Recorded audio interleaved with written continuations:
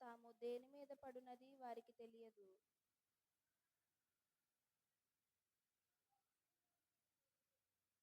నీ కన్నుల ఎదుట నుండి వాటిని తొలగిపోనీయకుము. నీ హృదయమందు వాటిని భద్రము చేసుకొనుము.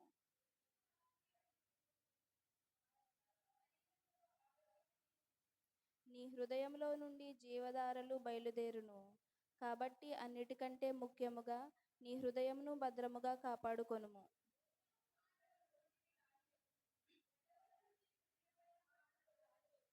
నీ కన్నులు ఇటు అటు చూడక సరిగాను, నీ కనురెప్పలు నీ ముందర సూటిగాను చూడవలెను.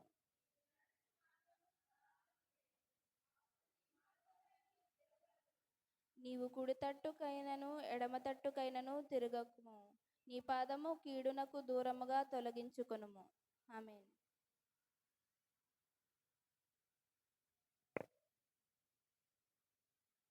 వాక్య పఠనం చేసిన కల్పనకి నా యొక్క ప్రత్యేకమైన అభినందనలు తెలియజేస్తూ ఉన్నాను.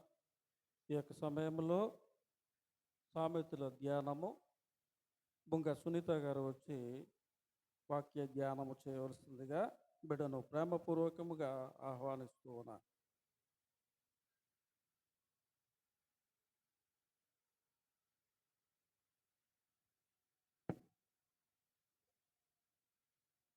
దేవుని నామమునకు మహిమ కలుగును గాక. సేవకులకు నా వందనాలు తెలియజేసుకుంటున్నానండి. కూడి వచ్చిన మీ అందరికీ కూడా నా వందనాలు తెలియజేసుకుంటున్నాను. ఈ సమయమున వాక్య ధ్యానము సామెతలు 4వ అధ్యాయము 20 నుండి 27 వచనం వరకు ధ్యానించుచుండగా దేవుడు తన ఆత్మ ద్వారా నడిపించేలాగా చిన్న ప్రార్థన అండి. దయగల దేవ, కృపగల దేవ, సర్వశక్తిమంతుడు, సర్వాధికారము కలిగిన దేవ, మీకే వందనములు. గతించిన పరిశుద్ధమైన రోజు నుండి పరిశుద్ధమైన రోజు వరకు మీ సజీవమైన రెక్కల చాటున మమ్మల్ని దాచి కాచి సజీవుల లెక్కలు ఉంచి ఇంటి రీతిగా మీ సన్నిధిలో చేరి మేము స్తుతించి ఆరాధించుకున్నటకు మాకు ఇచ్చిన గొప్ప భాగ్యమును బట్టి వందనములు, స్తోత్రములు. ఇదిగో నాయన సామెతలు 4వ అధ్యాయము నాయన కొన్ని వచనాలు ధ్యానించుటకు నేను నిలువబడుచుండగా నాయన ప్రభువ నన్ను బలపరించండి దేవా. స్తోత్రం. సహాయం చేయండి. పరిశుద్ధాత్మ సహాయమును అనుగ్రహించండి నాయన. విన్నవారు ప్రభువ విని గ్రహించుకునే కృపను దయచేయండి ప్రభువ. చెప్పుటకు నాకు నేను బలమును శక్తిని ఇమ్మని యేసయ్య అతి పరిశుద్ధమైన నామమును అడిగి వేడుకొని పొందుకొని నా ప్రియ పరలోకపు తండ్రి. ఆమేన్. సామెతలు 4వ అధ్యాయము 20వ వచనం నుండి 27 వరకు నేను ధ్యానించున్నానండి. 20వ వచనం చదువుచున్నాను. నా కుమారుడా, నా మాటలను ఆలకింపుము, నా వాక్యములకు నీ సెవియొగ్గుము. ఈ 4వ అధ్యాయము మొదట రాజీ కొన్ని వచనాలు ధ్యానించింది. అలాగే తర్వాత ఝాన్సీ గారు కూడా కొన్ని వచనాలు ధ్యానించారు. ఈ సామెతల గ్రంథం అంతా కూడా జ్ఞాన యుక్తులతో నింపబడినది. సొలొమోను భక్తుడు వ్రాసాడు అని మనమందరము ఈ జ్ఞానము మనం ఎలా గ్రహించుకుని నడుచుకోవాలో, జ్ఞానమును ఎలా పొందుకోవాలో ఈ అధ్యాయాలన్నింటిలో కూడా సొలొమోను భక్తుడు పొందుపరిచించారు. ఎందుకంటే నా కుమారుడ నా మాటలు ఆలకింపమని దేవుడు మనతో ఈ వాక్యం ద్వారా మనతో మాట్లాడుతున్నాడు. జ్ఞానము సంపాదించుకోనమంటున్నాడు. జ్ఞానము సంపాదించుకుంటే మీరు సరి అయిన త్రావులో నడుస్తారు. సరి అయిన మాటలు మీరు ఆలకించిన ఎడల, నా మాటలకు సెవియొగ్గిన ఎడల మీరు బ్రతుకుతారని ఎన్నో మాటలు మనకు జ్ఞానము ద్వారా మనల్ని నడిపిస్తున్నారు. ఈ బైబిల్ గ్రంథమే మనకు దేవుడిచ్చిన గొప్ప వరం అండి. అలాగే మొదటి వచనం చదువుచున్నాను. నా కుమారుడా, నా మాటలు ఆలకింపుము, నా వాక్యములకు నీ సెవియొగ్గుము. ఆయన మాటలను ఆలకించే వారముగా ఉండాలి. ఆయన వాక్యమునకు మనం సెవియొగ్గు వారముగా ఉండాలి. ఎలాగంటే జ్ఞానముతో మనం ఆలకించాలి, జ్ఞానముతో సెవియొగ్గు వారముగా మనం ఉండాలి. ఆయన మాటలను ఆలకించినప్పుడు మనము ఆయన ఇచ్చే జ్ఞానాన్ని మనము పొందుకుంటాము. ఆయన జ్ఞానము మనము కావాలి అని అడిగినప్పుడు ఆయన మనకిచ్చే దేవుడుగా ఉన్నాడు. మనం అడగాలి, మనం ఆయన మాటలను ఆలకించాలి, చదువుచున్నప్పుడు దానిని గ్రహించాలి, మనం సెవియొగ్గు వారముగా ఉండాలి. 21వ వచనమండి. నీ కన్నుల ఎదుట నుండి వాటిని తొలగిపోనీయకుము, నీ హృదయమందు వాటిని భద్రము చేసుకొనుము. మన కన్నుల ఎదుట నుండి వాటిని తొలగిపోనీయకూడదు. ఏ విధంగా అంటే ఈ లోకాన్ని, మన కన్నులు ఈ లోకాన్ని ఎక్కువ చూస్తుంది. ఈ లోకంలో ఏం జరుగుతుంది, ఈ లోకంలో అందమైన వాటి కొరకు, రమ్యమైన వాటి వైపే మన కన్నులు ఉంటాయి. కానీ దేవుడు మనకిచ్చిన ఈ వాక్యాన్నే మనము మన కన్నుల ఎదుటి నుండి తొలగిపోనివ్వకూడదని ఈ వాక్యం ద్వారా సెలవిస్తున్నాడు. ఈ లోకాన్ని మనం దేశించే వారంగా ఉండాలి, వాక్యాన్ని ప్రేమించే వారంగా ఉండాలి. ఎందుకంటే దేవుడు మనల్ని ఎంతగానో ప్రేమించాడు. అట్టి ప్రేమను కలిగి మనము ఈ వాక్యాన్ని ప్రేమించాలి. ఆ విధంగా మన కన్నుల ఎదుటి నుండి మనము తొలగిపోనివ్వకూడదు. ప్రతి దినము కూడా వాక్యాన్ని చదవాలి, ధ్యానించాలి. మన సేవకులు ఎంతగానో ప్రతిదినం చెప్తున్నారు. రాత్రికాల సమయంలో కూడా వాక్యం గురించి మనకు చెప్పారు. వాక్యాన్ని చదవాలి, ధ్యానించాలి, పరిశీలించాలి. అది ఏ విధంగా ఉందో కూడా మనము పరిశీలన చేసుకోవాలి. అది మామూలుగా చదువుకు పోతే కాదు, మనము ప్రతిదినము కూడా దానిని ధ్యానించే వారముగా, పరిశీలించే వారముగా ఉండాలి. ఎందుకంటే మన జీవిత యాత్రలో మనం ఎంతగానో మనము జ్ఞానము కలిగి నడుచుకోవాలని, మంచి త్రోవలో నడవాలని ఈ మాటలు మనకు, ఈ గ్రంథాన్ని మనకు దేవుడు మనకు అనుగ్రహించాడు. ఆ విధంగా మన కన్నుల ఎదుటి నుండి వాటిని తొలగిపోనివ్వకూడదు. నీ హృదయమందు వాటిని భద్రము చేసుకోవాలి. మన హృదయమందు వాటిని భద్రము చేసుకోవాలండి. మన హృదయము ఎప్పుడు కూడా చెడు నుండి కొని ఉంటుంది. హృదయము అన్నిటికంటే మోసకరమైనది, ఘోరమైన వ్యాధి గలది. కాబట్టి మన హృదయంలో ఎప్పుడూ కూడా మనము మన హృదయాన్ని అంటండి భద్రముగా కాపాడుకోవాలి.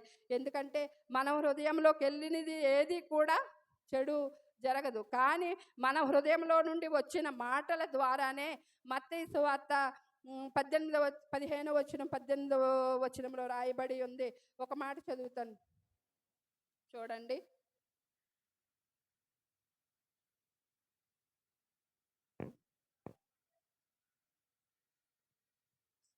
చదువు.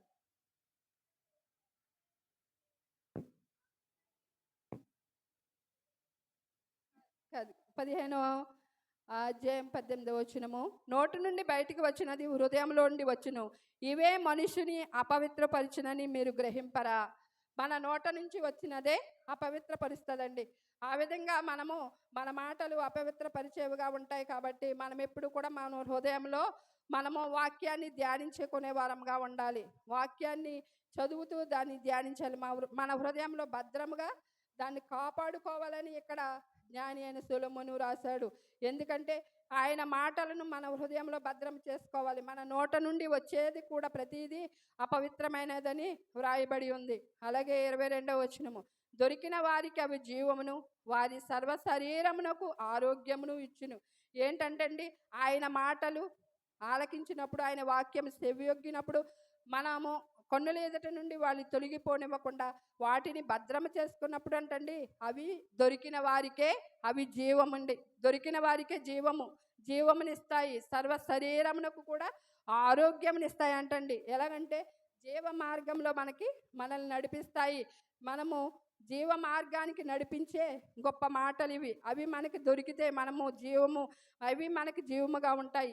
మన సర్వ శరీరమునకు కూడా ఆరోగ్యమునిస్తాయి. ఎలాగంటండి మనము చెవుల ద్వారా వింటాము, నోటి ద్వారా మాట్లాడతాము.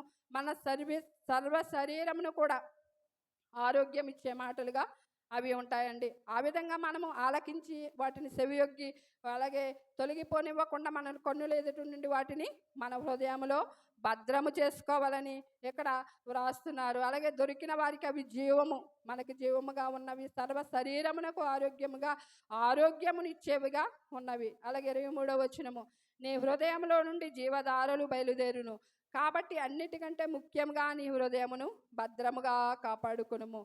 మన హృదయంలో నుండి అంటండి జీవధారలు బయలుదేరునంట. మనలో వాక్యం ఉన్నప్పుడు, మనలో దేవుని మాటలు ఉన్నప్పుడు జలధారలు బయలుదేరుతాయి. అన్నిటికంటే ముఖ్యంగా హృదయం గురించే మనకి ఇక్కడ ఎక్కువగా రాస్తున్నాడు. భద్రముగా మనం ఎప్పుడు హృదయాన్ని భద్రముగా కాపాడుకోవాలంటండి. నీ హృదయమందు వాటిని భద్రం చేసుకోమన్నాడు. ఆయన మాటలనే భద్రం చేసుకోవాలి. అవి భద్రం చేసుకున్న తర్వాత కాబట్టి అన్నిటికంటే ముఖ్యంగా మన హృదయంలో భద్రముగా వాటిని కాపాడుకోవాలి. వాటిని ఎటు మనము పోనివ్వకూడదు. దేవుని వాక్యాన్ని మనం ఎప్పుడు కూడా భద్రముగా కాపాడుకూడదు. మన హృదయాన్ని పవిత్రంగా ఉంచుకునే వారంగా ఉండాలని ఈ వాక్యం తెలియజేస్తుంది. మూర్ఖపు మాటలు నోటికి రానియకము, పెదవుల నుండి కుటిలమైన మాటలు రానియకము. మన నోటి నుండి ఎప్పుడు కూడా మూర్ఖము మాటలు మన నోటికి రానివ్వకూడదండి. ఎదుటివారిని గాయపరిచే మాటలు మన నోటికి రాకూడదు. మనం ఎప్పుడు కూడా ఎదుటివారిని గాయపరిచే వారంగా ఉండకూడదు.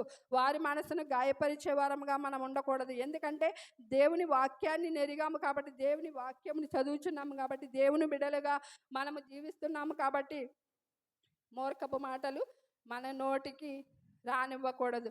చెడ్డ మాటలు పలుకకుండా నీ నాలుకను, కపటపు మాటలు పలుకకుండా నీ పెదవులను కాచుకోమని బైబిల్ గ్రంథంలో రాసి ఉంది. ఆ విధంగా కుటిలమైన మాటలు కూడా మన నోటికి రాకూడదు. మన మాట ఎప్పుడు ఒకరికి మేలు చేసే విధంగా ఉండాలి. ఒకరికి మేలు చేసి ఒకరికి చేతనైతే సహాయం చేసే విధంగా మనం ఉండాలి. కానీ కుటిలమైన మాటలు, మూర్ఖపు మాటలు, ఒక్కొక్క మాట వల్ల ఎంతో కృంగిపోతూ ఉంటారు. కొన్ని మాటలు ఎదుటివారి మాటల వల్ల కృంగిపోతూ ఉంటారు. కానీ ఒకరి హృదయాన్ని గాయపరిచే విధంగా మనం ఉండకూడదు. నోటికి మనం మూర్ఖపు మాటలు రానివ్వకుండా, పెదవుల నుండి కుటిలమైన మాటలు రాకుండా మనం ఎంతగానో మన నోటిని కాచుకోవాలండి. మన నోటిని శిక్షకు లోబరిచినంతగా మనము మన నోటికి మాటలు రానివ్వకుండా మనం ఎంతగానో జాగ్రత్తగా కాపాడుకోవాలండి. అలాగే 25వ వచనం, నీ కన్నులు అటు ఇటు చూడక సరిగాను, నీ కన్నులెప్పలు నీ ముందర సూటిగాను ఉండవలెను. మన కన్నులు ఎప్పుడు అటు ఇటు చూడక, ఎలాగంటే చెడును మనము చూసే వారంగా ఉండకూడదు. అటు ఇటు చూడకూడదు.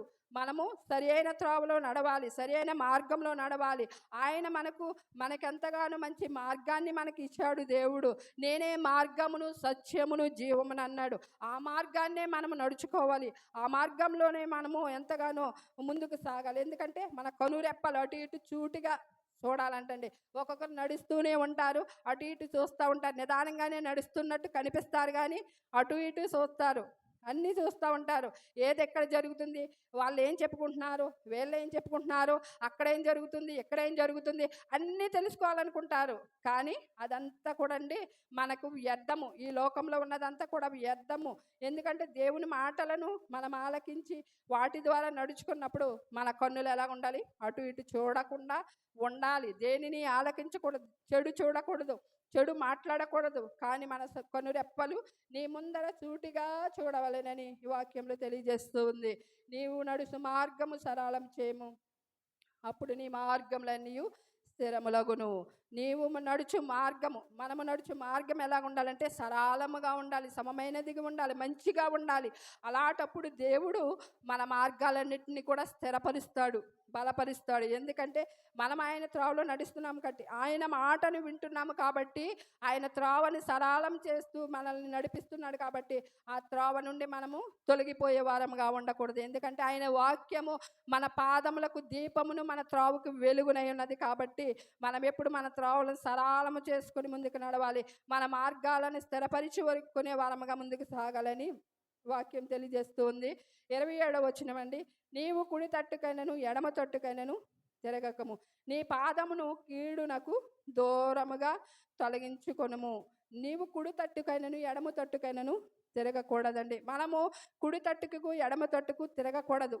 మనం ఎలా ఉండాలి,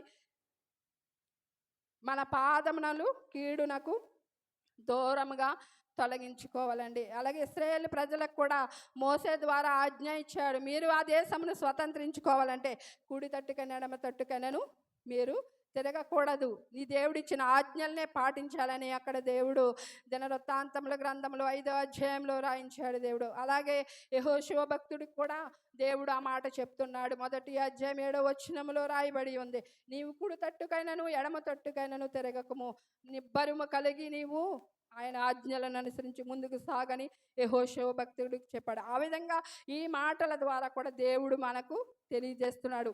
మనము ఎడమ తట్టుకైనను కుడి తట్టుకైనను తిరిగే వారముగా మనం ఉండకూడదు. మన పాదాన్ని ఎప్పుడు కీడునకు దూరంగా ఉంచుకోవాలి. ఎప్పుడు కూడా మంచి త్రోవలో మనం నడవాలి.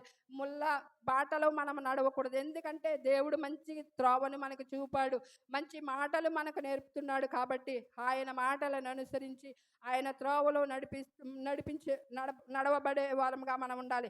కీడునకు దూరంగా తొలగించుకోవాలి.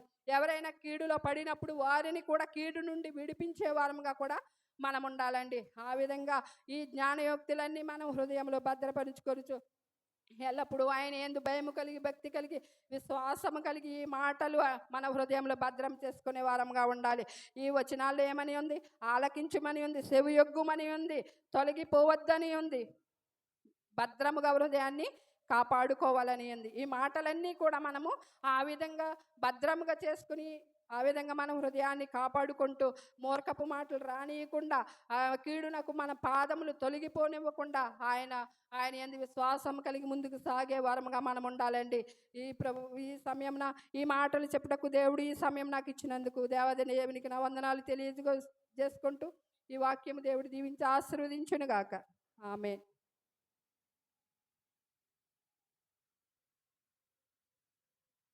చక్కని అద్భుత రీతిలో సామెతల మీ మాటలను చక్కని రీతిలో వివరించిన సునీత గారికి నా యొక్క ప్రత్యేకమైన వందనాలు తెలియజేస్తూ ఉన్నాను. ప్రియులారా, ఈ మాటలు మన హృదయంలో భద్రం చేసుకోవాలి. ఏంటంటే ఆయన మాటలు వినే చెవులు మనకి కావాలి.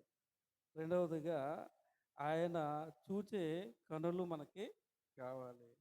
మూడవదిగా ఆయన కలిగిన హృదయము మనకు కావాలి. నాలుగవదిగా మరి ఆయన వాక్యము మనకి జీవాన్ని ఇస్తుంది. ఐదవదిగా మరి నీ పాదాలు కీడునకు దూరముగా ఉండాలి. మన పాదాలు కీడుకు దూరంగా ఉండాలి. ఆయన మార్గంలో నడిచే పాదాలు కావాలి. చెవులు, కన్నులు, హృదయము, అదేవిధంగా మన పాదాలు ఇవి మన హృదయంలో భద్రం చేసుకుని వాక్యానుసారంగా మనము దేవునిలో ముందుకు సాగాలని కోరుకుంటూ మరి ఈ యొక్క మాటలను ముగిస్తూ ఉన్నాం. ప్రియులరా, ఈ యొక్క సమయంలో సాక్ష్యాలకు సమయం ఇవ్వబడుతుంది. ఈ సాక్ష్యాలను పంచుకోవాల్సిందిగా మనవి చేస్తూ ఉన్నాం. సాక్ష్యాలు చెప్పవలసిన బిడ్డలు మీ సాక్ష్యాలను పంచుకోవాల్సిందిగా మనవి చేస్తున్నాం.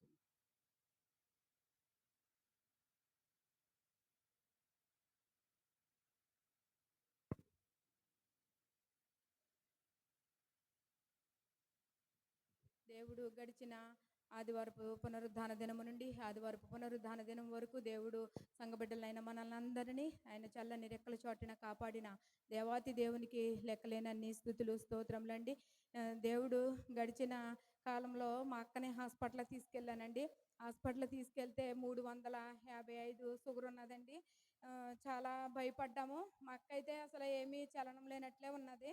కానీ పిల్లలైతే చాలా భయపడిపోయారు. అయ్య బాబా అంటే గమ్ముని మనం తీసుకెళ్ళాం కాబట్టి సరిపోయింది, లేకపోతే ఏమవును అనేసి కొడుకులు అయితే చాలా భయపడిపోయారండి.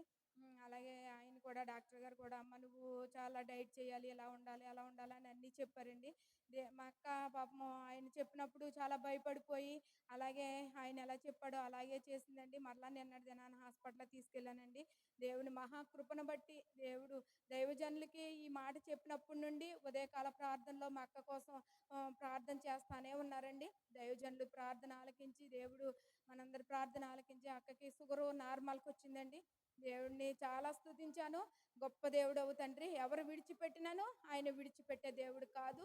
మా అక్క విషయంలో దేవుడు ఎన్నో గొప్ప కార్యాలు చేశాడండి. సంఘంలో నేను ఎప్పుడూ సాక్షిగా నిలబడేదాన్ని. అక్క జీవితం కోసము, అక్క కుటుంబం కోసము ఎప్పుడూ నేను దేవుని సన్నిధిలో మీ అందరి ప్రార్థన సహాయాన్ని కోరాను. అలాగే మీరందరూ కూడా మా అక్క కుటుంబం కొరకు ఎప్పుడూ ప్రార్థించేవారు. దేవుడు అలాగే మా అక్కని జ్ఞాపకం ఉంచుకొని దేవుడు మంచి ఆరోగ్యం ఇచ్చాడండి. వారి కుమారుడు, పెద్ద కుమారుడిని కోడలో ఇజ్రాయెల్ దేశంలో ఉందండి. బిడ్డలను కూడా దేవుడు ఎంతగానో కాపాడుతూ ఉన్నాడు. మన చిన్న బిడ్డ చెవిలో కాటన్ బాడు పుల్ల గుచ్చుకుపోయిందండి. బ్లడ్ చాలా వచ్చేసింది. సొమ్మసిల్లి పడిపోయిందండి పిల్ల. కాసేపటి వరకు ఏమీ తెలియలేదంట. చాలా భయపడిపోయారు. కానీ దేవుని మహాకృపను బట్టి దానివల్ల కూడా బిడ్డకి ఏ అపాయము కలగలేదండి. అన్నీ బాగానే ఉన్నాయని చెప్పారు. దేవుడు ఎంతగానో బిడ్డల్ని కాపాడుతున్నాడండి. అందుని బట్టి దేవుని నామానికి స్తుతులు చెల్లిస్తూ ఉన్నాను. ఈ ఉదయకాల సమయము దేవుడు నాకు గొప్ప అద్భుతం చేశాడండి నా జీవితంలో. నేను ఉదయాన్నే ఈరోజు 9 గంటలకి మందిరానికి వెళ్ళిపోవాలని ఆతృతగా పాస్టర్ గారు వాక్యం ముగించిన వెంటనే మళ్ళీ నేను ప్రార్థన చేసుకుని ఒక వాక్యం తీసుకుని చదువుకుని ప్రార్థన చేసుకున్నానండి. 34వ దావీదు కీర్తన తీసి చదువుతున్నాను. చదువుకుంటూ అనుకుంటున్నాను ఏంటి ఈ కీర్తన అంతా నా కొరకే రాసినట్టుంది. అని కీర్తన అంతా చదువుకున్నాను. చాలా ఆశ్చర్యం అనిపించింది. చదివేసుకున్నాను, ప్రార్థన చేసుకున్నాను, బయటకు వచ్చేసానండి. వచ్చి వెంటనే తాళం తీసి లోపలికెళ్ళిపోయాను.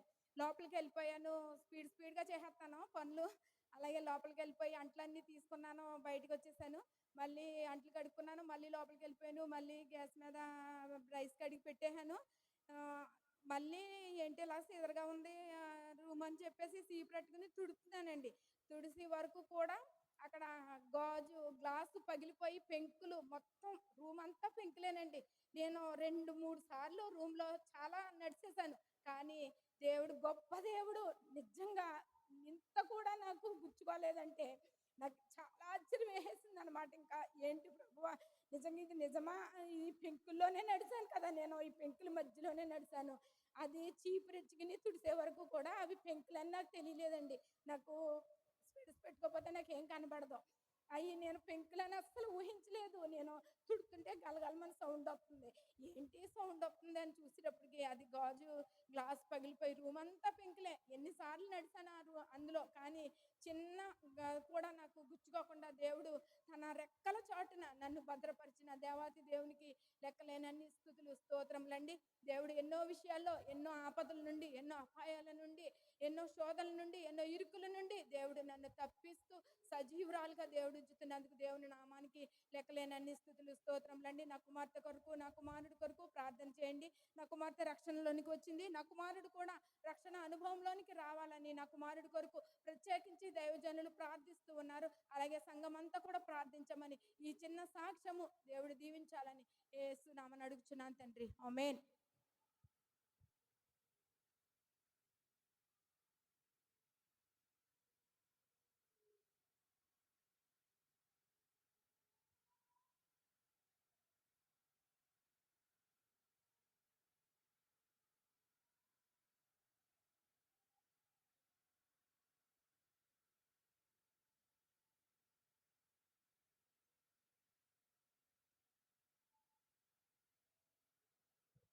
దేవుని నామ స్తోత్రాలండి. మీకు అందరికీ నా వందనాలండి. గడిచిన వారం నుంచి ఈ వారం వరకు దేవుడు మా పనుల్లోనూ మా ప్రతి విషయంలోనూ దేవుడు ఎంతగానో కాచి దాచి కాపాడి మాకు జరిగే ప్రతి పనిలోనూ దేవుడు ఎంతో మేలు చేశాడండి. దేవుని నామ స్తోత్రాలు. గడిచిన వారం అయితే స్త్రీల మీటింగ్ పెట్టుకోవాలని మేము ఎప్పటి నుంచో ఆశపడి ఉన్నాము. స్త్రీల మీటింగ్ కూడా మంగళవారం చాలా బాగా జరిగింది. బిడ్డలందరూ వచ్చారు. ఏదో దేవుని దయ వల్ల చిన్న కార్యక్రమం కూడా భోజనాల కార్యక్రమం కూడా చక్కబెట్టాము. అన్నీ బాగానే జరిగాయండి. దేవుని నా స్తోత్రాలు. మీకు అందరూ నా వందనాలు. అలాగే మేము నా కుమారుడు గృహం కట్టుకోవాలని ఎప్పటి నుంచో ఆశ కలిగి ఉన్నాడు. అది దేవుడు నేటికి నెరవేర్చునై ఉన్నాడు. అలాగే ఇల్లంతా ఖాళీ చేసామండి. దయ్యమణి గారి గృహంలోకి మేము నిన్న చేరుకున్నాము. అది కూడా దేవుడు మాకు ఎంతో సహాయం చేశాడు. ఎక్కడ ఉండాలి ఎక్కడ ఉండాలని నేను ఎంతో భయపడ్డాను. ఈ ఎండాకాలం ఒకటి ఈ పావులు ఇవన్నీ ఉంటాయి. ఎక్కడ ఉండాలని అసలు వారం రోజులు నాకు నిద్ర పట్టలేదు. కానీ దేవుడు అనుకోని రీతిగా దయ్యమని కౌరంపింది మా గృహంలో ఉండండి అని. ఆ గృహంలోకి మేము చేరుకున్నాము. ఆ గృహంలో మేము ఇద్దరు ఉంటుండగా ఆ గృహంలో దేవుడు మాకు తోడుగా ఉండి అన్ని విధాలు కాపాడటానికి ప్రార్థన చేయండి. అలాగే ముఖ్యంగా మాకు దేవుడు ఒక మాకు బహుమానాన్ని అనుగ్రహించాడు. ఇవాన్ జాకోబ్కి ఆదివారం బర్త్డే అండి. ఆదివారం బర్త్డే ఇంటి దగ్గర చేయాలి కానీ మాకు గృహం ఇప్పేస్తున్న కారణం వల్ల ఇక్కడే చర్చిలోనే అది జరుగుతుంది.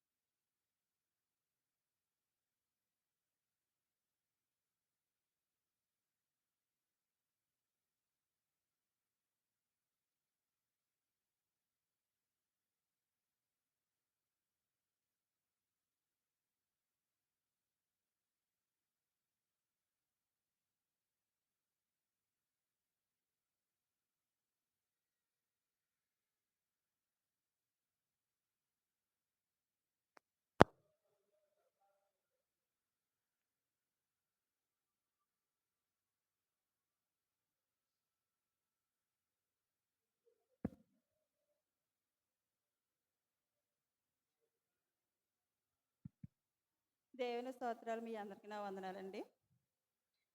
మా చిన్న అబ్బాయికి ఎయిర్పోర్ట్లో జాబ్ వచ్చిందండి. అబ్బాయి ఈరోజు బయలుదేరి వెళ్ళి రేపు జాబ్లో జాయిన్ అవుతున్నాడు. అలాగే అబ్బాయి కొంచెం నీరసంగా ఉంటాడు. అబ్బాయి కోసం ఆరోగ్యం బాగుండేలాగా మీ అనుదిన ప్రార్థనలో అబ్బాయి గురించి ప్రార్థన చేస్తారని ఈ చిన్న సాక్ష్యం.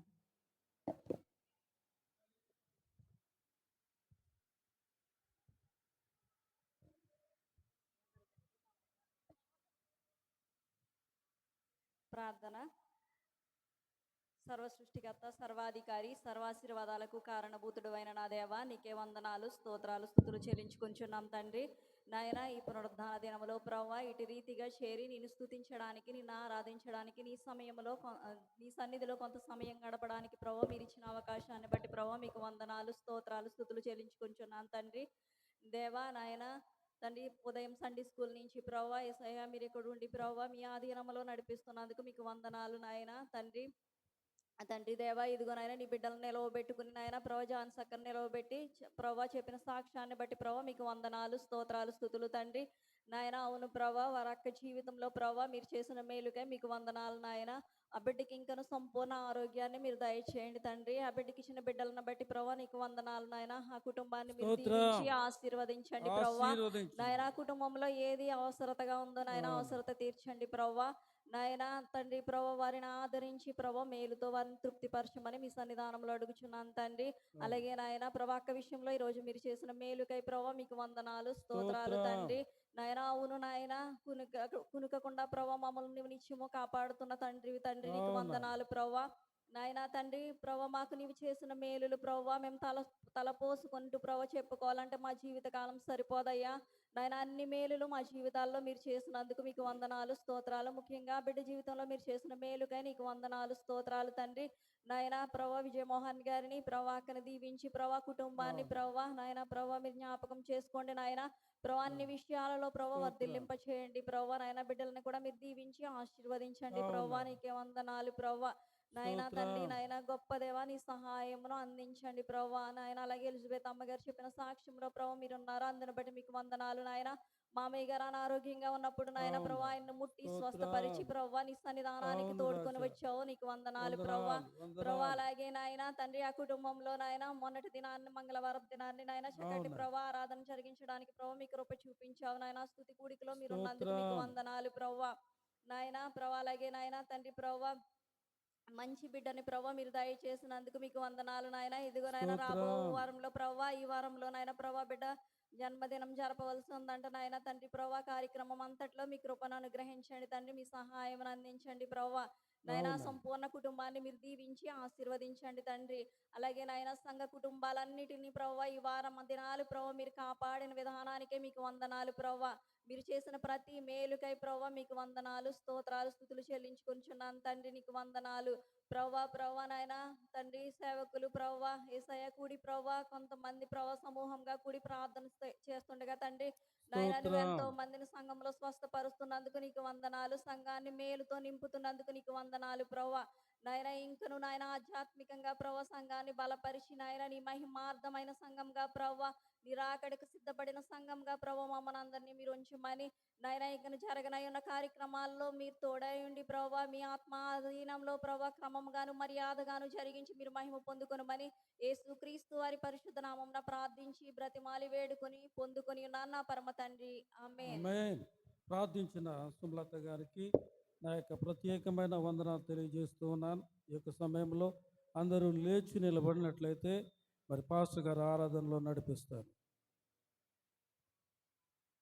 స్తోత్రం. కొద్ది నిమిషాలు లేచి నిలబడి దేవుడిచ్చిన ఈ శ్రేష్టమైన సమయంలో దేవుడి నామాన్ని ఆరాధించటానికి, ఆయన నామాన్ని గొప్ప చేయటానికి, ఆయన నామాన్ని కీర్తించి కొనియాడటానికి, ఆయన పాదాలు చెంత చేరిన మనమందరం కూడా ఒక్క నిమిషం దేవుణ్ణి స్తుతిందాం.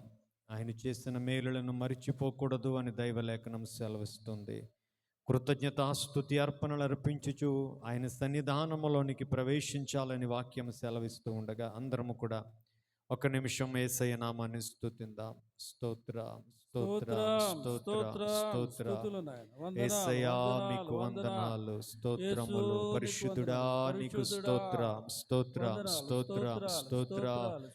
గొప్ప దేవుడా నీకు వందనాలు, వందనాలు, వందనాలు, వందనాలు. అమరుండవయ్యున్న దేవా నీకు స్తోత్రం, స్తోత్రం, స్తోత్రం, స్తోత్రం. కొనియాడదగిన దేవా నీకు వందనాలు, వందనాలు, వందనాలు, వందనాలు. నమ్ముకొనదగిన దేవుడా మీకు స్తోత్రములు, స్తోత్రములు, స్తోత్రములు, స్తోత్రములు. రాజులకు రాజా, ప్రభువులకు ప్రభువా, మా సైన్యాధిపతి అయిన మా యేసయ్యా మీకు స్తోత్రం, స్తోత్రం, స్తోత్రం, స్తోత్రం. మా కొరకు ప్రాణం పెట్టిన మా యేసయ్యా, మా కొరకు మరణమును గెలిచి పునరుత్థానుడై లేచిన యేసయ్యా మీకే స్తోత్రం, స్తోత్రం, స్తోత్రం, స్తోత్రం, స్తోత్రం.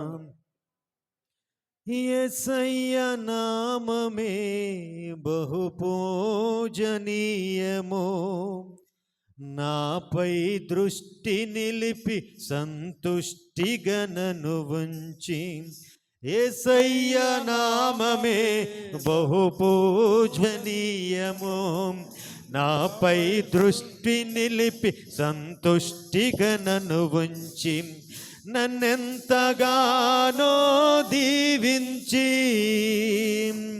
నన్నెంతగానో దీవించి, జీవజలపు ఊటలతో ఉజ్జీవింపజేసెనే, జీవజలపు ఊటలతో ఉజ్జీవింపజేసెనే.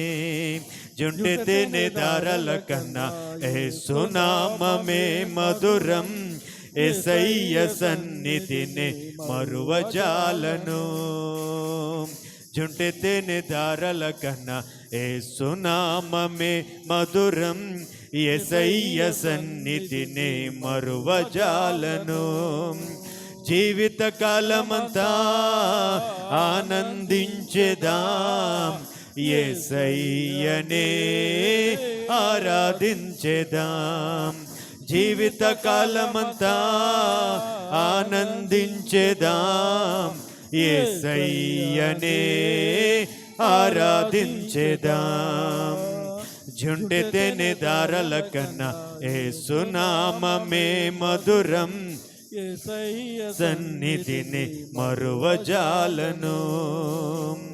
యేసయ్య నామమే బలమైన దుర్గము, నా తోడై నిలచి క్షేమముగా నన్ను దాచి.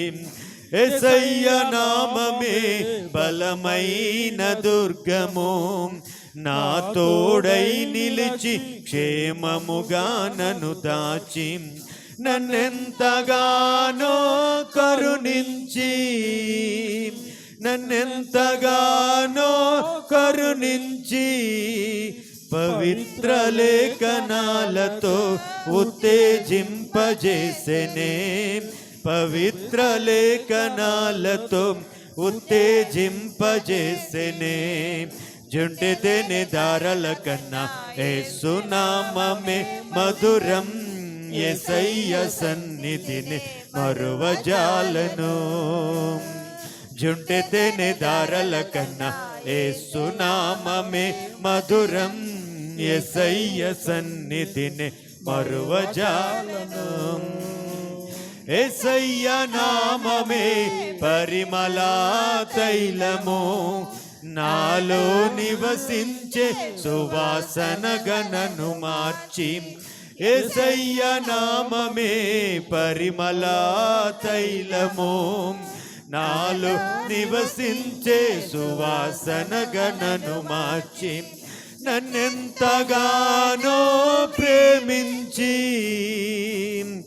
నన్నెంతగానో ప్రేమించి, విజయోత్సవాలతో ఊరేగింపజేసెనే, విజయోత్సవాలతో ఊరేగింపజేసెనే.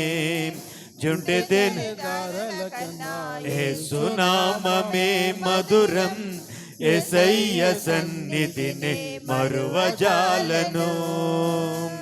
జుంటెతేనే దారాల కన్నా యేసు నామమే మధురం, యేసయ్య సన్నిధిని మరువజాలను.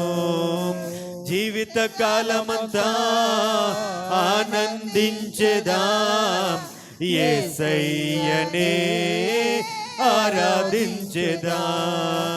జీవిత కాలమంతా ఆనందించెదాం, యేసయ్యనే ఆరాధించెదాం. జుండెదెనే దారల కన్నా యేసునామమే మధురం, యేసయ్య సన్నిధిని మరువజాలను. జుండెదెనే దారల కన్నా యేసునామమే మధురం, యేసయ్య సన్నిధిని మరువజాలను. ఈ సమయంలో దేవుని స్తుతించి ఆయన ఆరాధించిన మనం ఒక చిన్న ప్రార్థన చేసుకుందాం. అయ్యా, ఇంతవరకు కూడా మీ సహాయం చేసావు, మీ సేవకుడు మీ పక్షాన్ని నిలబడుతూ ఉండగా మీ సేవకుడిని బలపరిచి నాతో మాతో మాట్లాడండి అని ప్రార్థన పూర్వకంగా వాక్య సందేశం కొరకు మనం సిద్ధపడదాం. ఇంతవరకు చక్కని రీతిలో ఆరాధన నడిపించిన పాస్టర్ గారికి వందనాలు తెలియజేస్తూ ఉన్నాను. ముఖ్య సమయానికి మనం వచ్చి ఉన్నాము. దైవ సందేశం నిమిత్తము పాస్టర్ గారు వచ్చి ప్రార్థించవలసిందిగా మనవి చేస్తూ ఉన్నాం.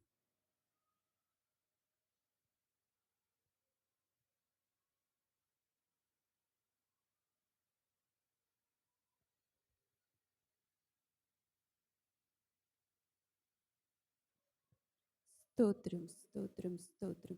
స్తోత్రార్హుడా, స్తుతులకు పాత్రుడా, గొప్ప దేవ, నీ ఘనమైన ఉన్నతమైన నామమునకు లెక్కలేని స్తుతులు స్తోత్రాలు చెల్లిస్తున్నాము. గడిచిన ఆదివార దినం నుండి ఆదివార దినం వరకు నన్ను నా సంఘాన్ని నీ రెక్కల చాటున భద్రపరిచి సజీవముగా ఉంచి సజీవుడైన నిన్ను స్తుతించి ఆరాధించి నీ నామమును గొప్ప చేయడానికి నీ సన్నిధానంలో మమ్మల్ని అందరినీ చేర్చినందుకు నీకే స్తుతులు స్తోత్రాలు చెల్లిస్తున్నాయా. ఈ ఆరాధన మొదట నుండి మీరు మా మధ్యన ఉన్నందుకు నీకు స్తోత్రాలు చెల్లిస్తున్నాయా. మా ప్రార్థనలు మీ పాద సన్నిధికి చేర్చుకున్నందుకు నీకు స్తుతులు అర్పిస్తున్నాయా. వాక్యంలో మీరుండి మీరు మాట్లాడిన విధానానికై నీకు స్తోత్రాలు చెల్లిస్తున్నాను తండ్రి. ఆరాధనలో మా మధ్య మీరు సంచారం చేసినందుకు నీకు స్తుతులు అర్పిస్తున్నానయ్యా. నీ బిడ్డల జీవితాల్లో నువ్వు చేసిన గొప్ప మేలులకై నీ సన్నిధానంలో నీ సాక్షులుగా నిలవబెట్టినందుకు నీకు స్తోత్రాలు చెల్లిస్తున్నానయ్యా. మా సంఘంలో ఉన్న ప్రతి బిడ్డని నీ ద్వారా దాకమని అడుగుతున్నాను తండ్రి. ఎవరైతే ఏ ఆలోచనతో నీ సన్నిధానంలో నిలుచున్నారో మాకైతే తెలియదు, కానీ సర్వమును ఎరిగిన దేవా వాళ్ళ యొక్క హృదయ వాంఛను తీర్చమని అడుగుతున్నాను దేవా. ముఖ్యంగా తండ్రి, ఇప్పుడు నీ సేవకుడు నీ పక్షంలో నిలువబడుచుండగా నీ సేవకుని బలపరచండి, నీ శక్తి చేత నింపండి తండ్రి. నిలువబడేది నీ సేవకుడైనా నీ సేవకుని యొక్క ముఖాంతరంలో నుంచి సూటిగా స్పష్టంగా మా అందరితోనూ మాట్లాడమని అడుగుతున్నాను. అవునయ్యా, నువ్వు మాట్లాడుతున్నప్పుడు వినగల చెవి, గ్రహింపగల హృదయమును మాకు దయచేయమని అడుగుతున్నాను తండ్రి. విని వదిలివేసే వారముగా కాకుండా విన్న వాక్యాన్ని మా హృదయంలో భద్రపరుచుకొని వాక్యానుసారమైన జీవితాన్ని మేమందరము పొందే కృపనిమ్మని అడుగుతున్నాను. అనేక మందికి మాదిరికరంగా అనేక మందిని నీ వైపు త్రిప్పే బిడ్డలుగా మమ్మల్ని అందరినీ మార్చమని, తద్వారా ఘనత మహిమ ప్రభావములు కేవలం మీరు మాత్రమే పొందుకొనమని నజరేడైన యేసయ్యను అడిగి వేడుకొని పొందుకొని ఉన్నాను పరమ తండ్రి. ఆమేన్. ప్రార్థించిన పాస్టర్ గారికి నా వందనాలు తెలియజేస్తూ ఉన్నాను. దైవ సేవకులు దైవ సందేశాన్ని అందించడానికి సిద్ధంగా ఉన్నారు. సమయాన్ని సద్వినియోగం చేసుకోవాల్సిందిగా మనవి చేస్తూ సేవకులకు సమయాన్ని ఇస్తూ ఉన్నాం. స్తోత్రం.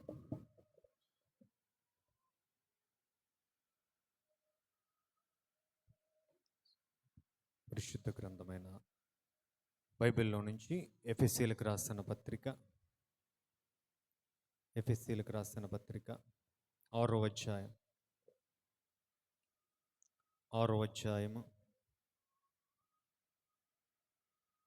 13వ వచనం నుంచి కొన్ని విషయాలను చదువుకొని రాత్రి ఇంకా ఉదయకాలము కొన్ని విషయాలు మనం జ్ఞాపకం చేసుకుందాం. అందుచేతను మీరు ఆపద్దినమందు వారిని ఎదిరించుటకును సమస్తమును నెరవేర్చిన వారై నిలవబడుటకును శక్తిమంతులగునట్లు దేవుడిచ్చు సర్వాంగ కవచమును ధరించుకొనిడి.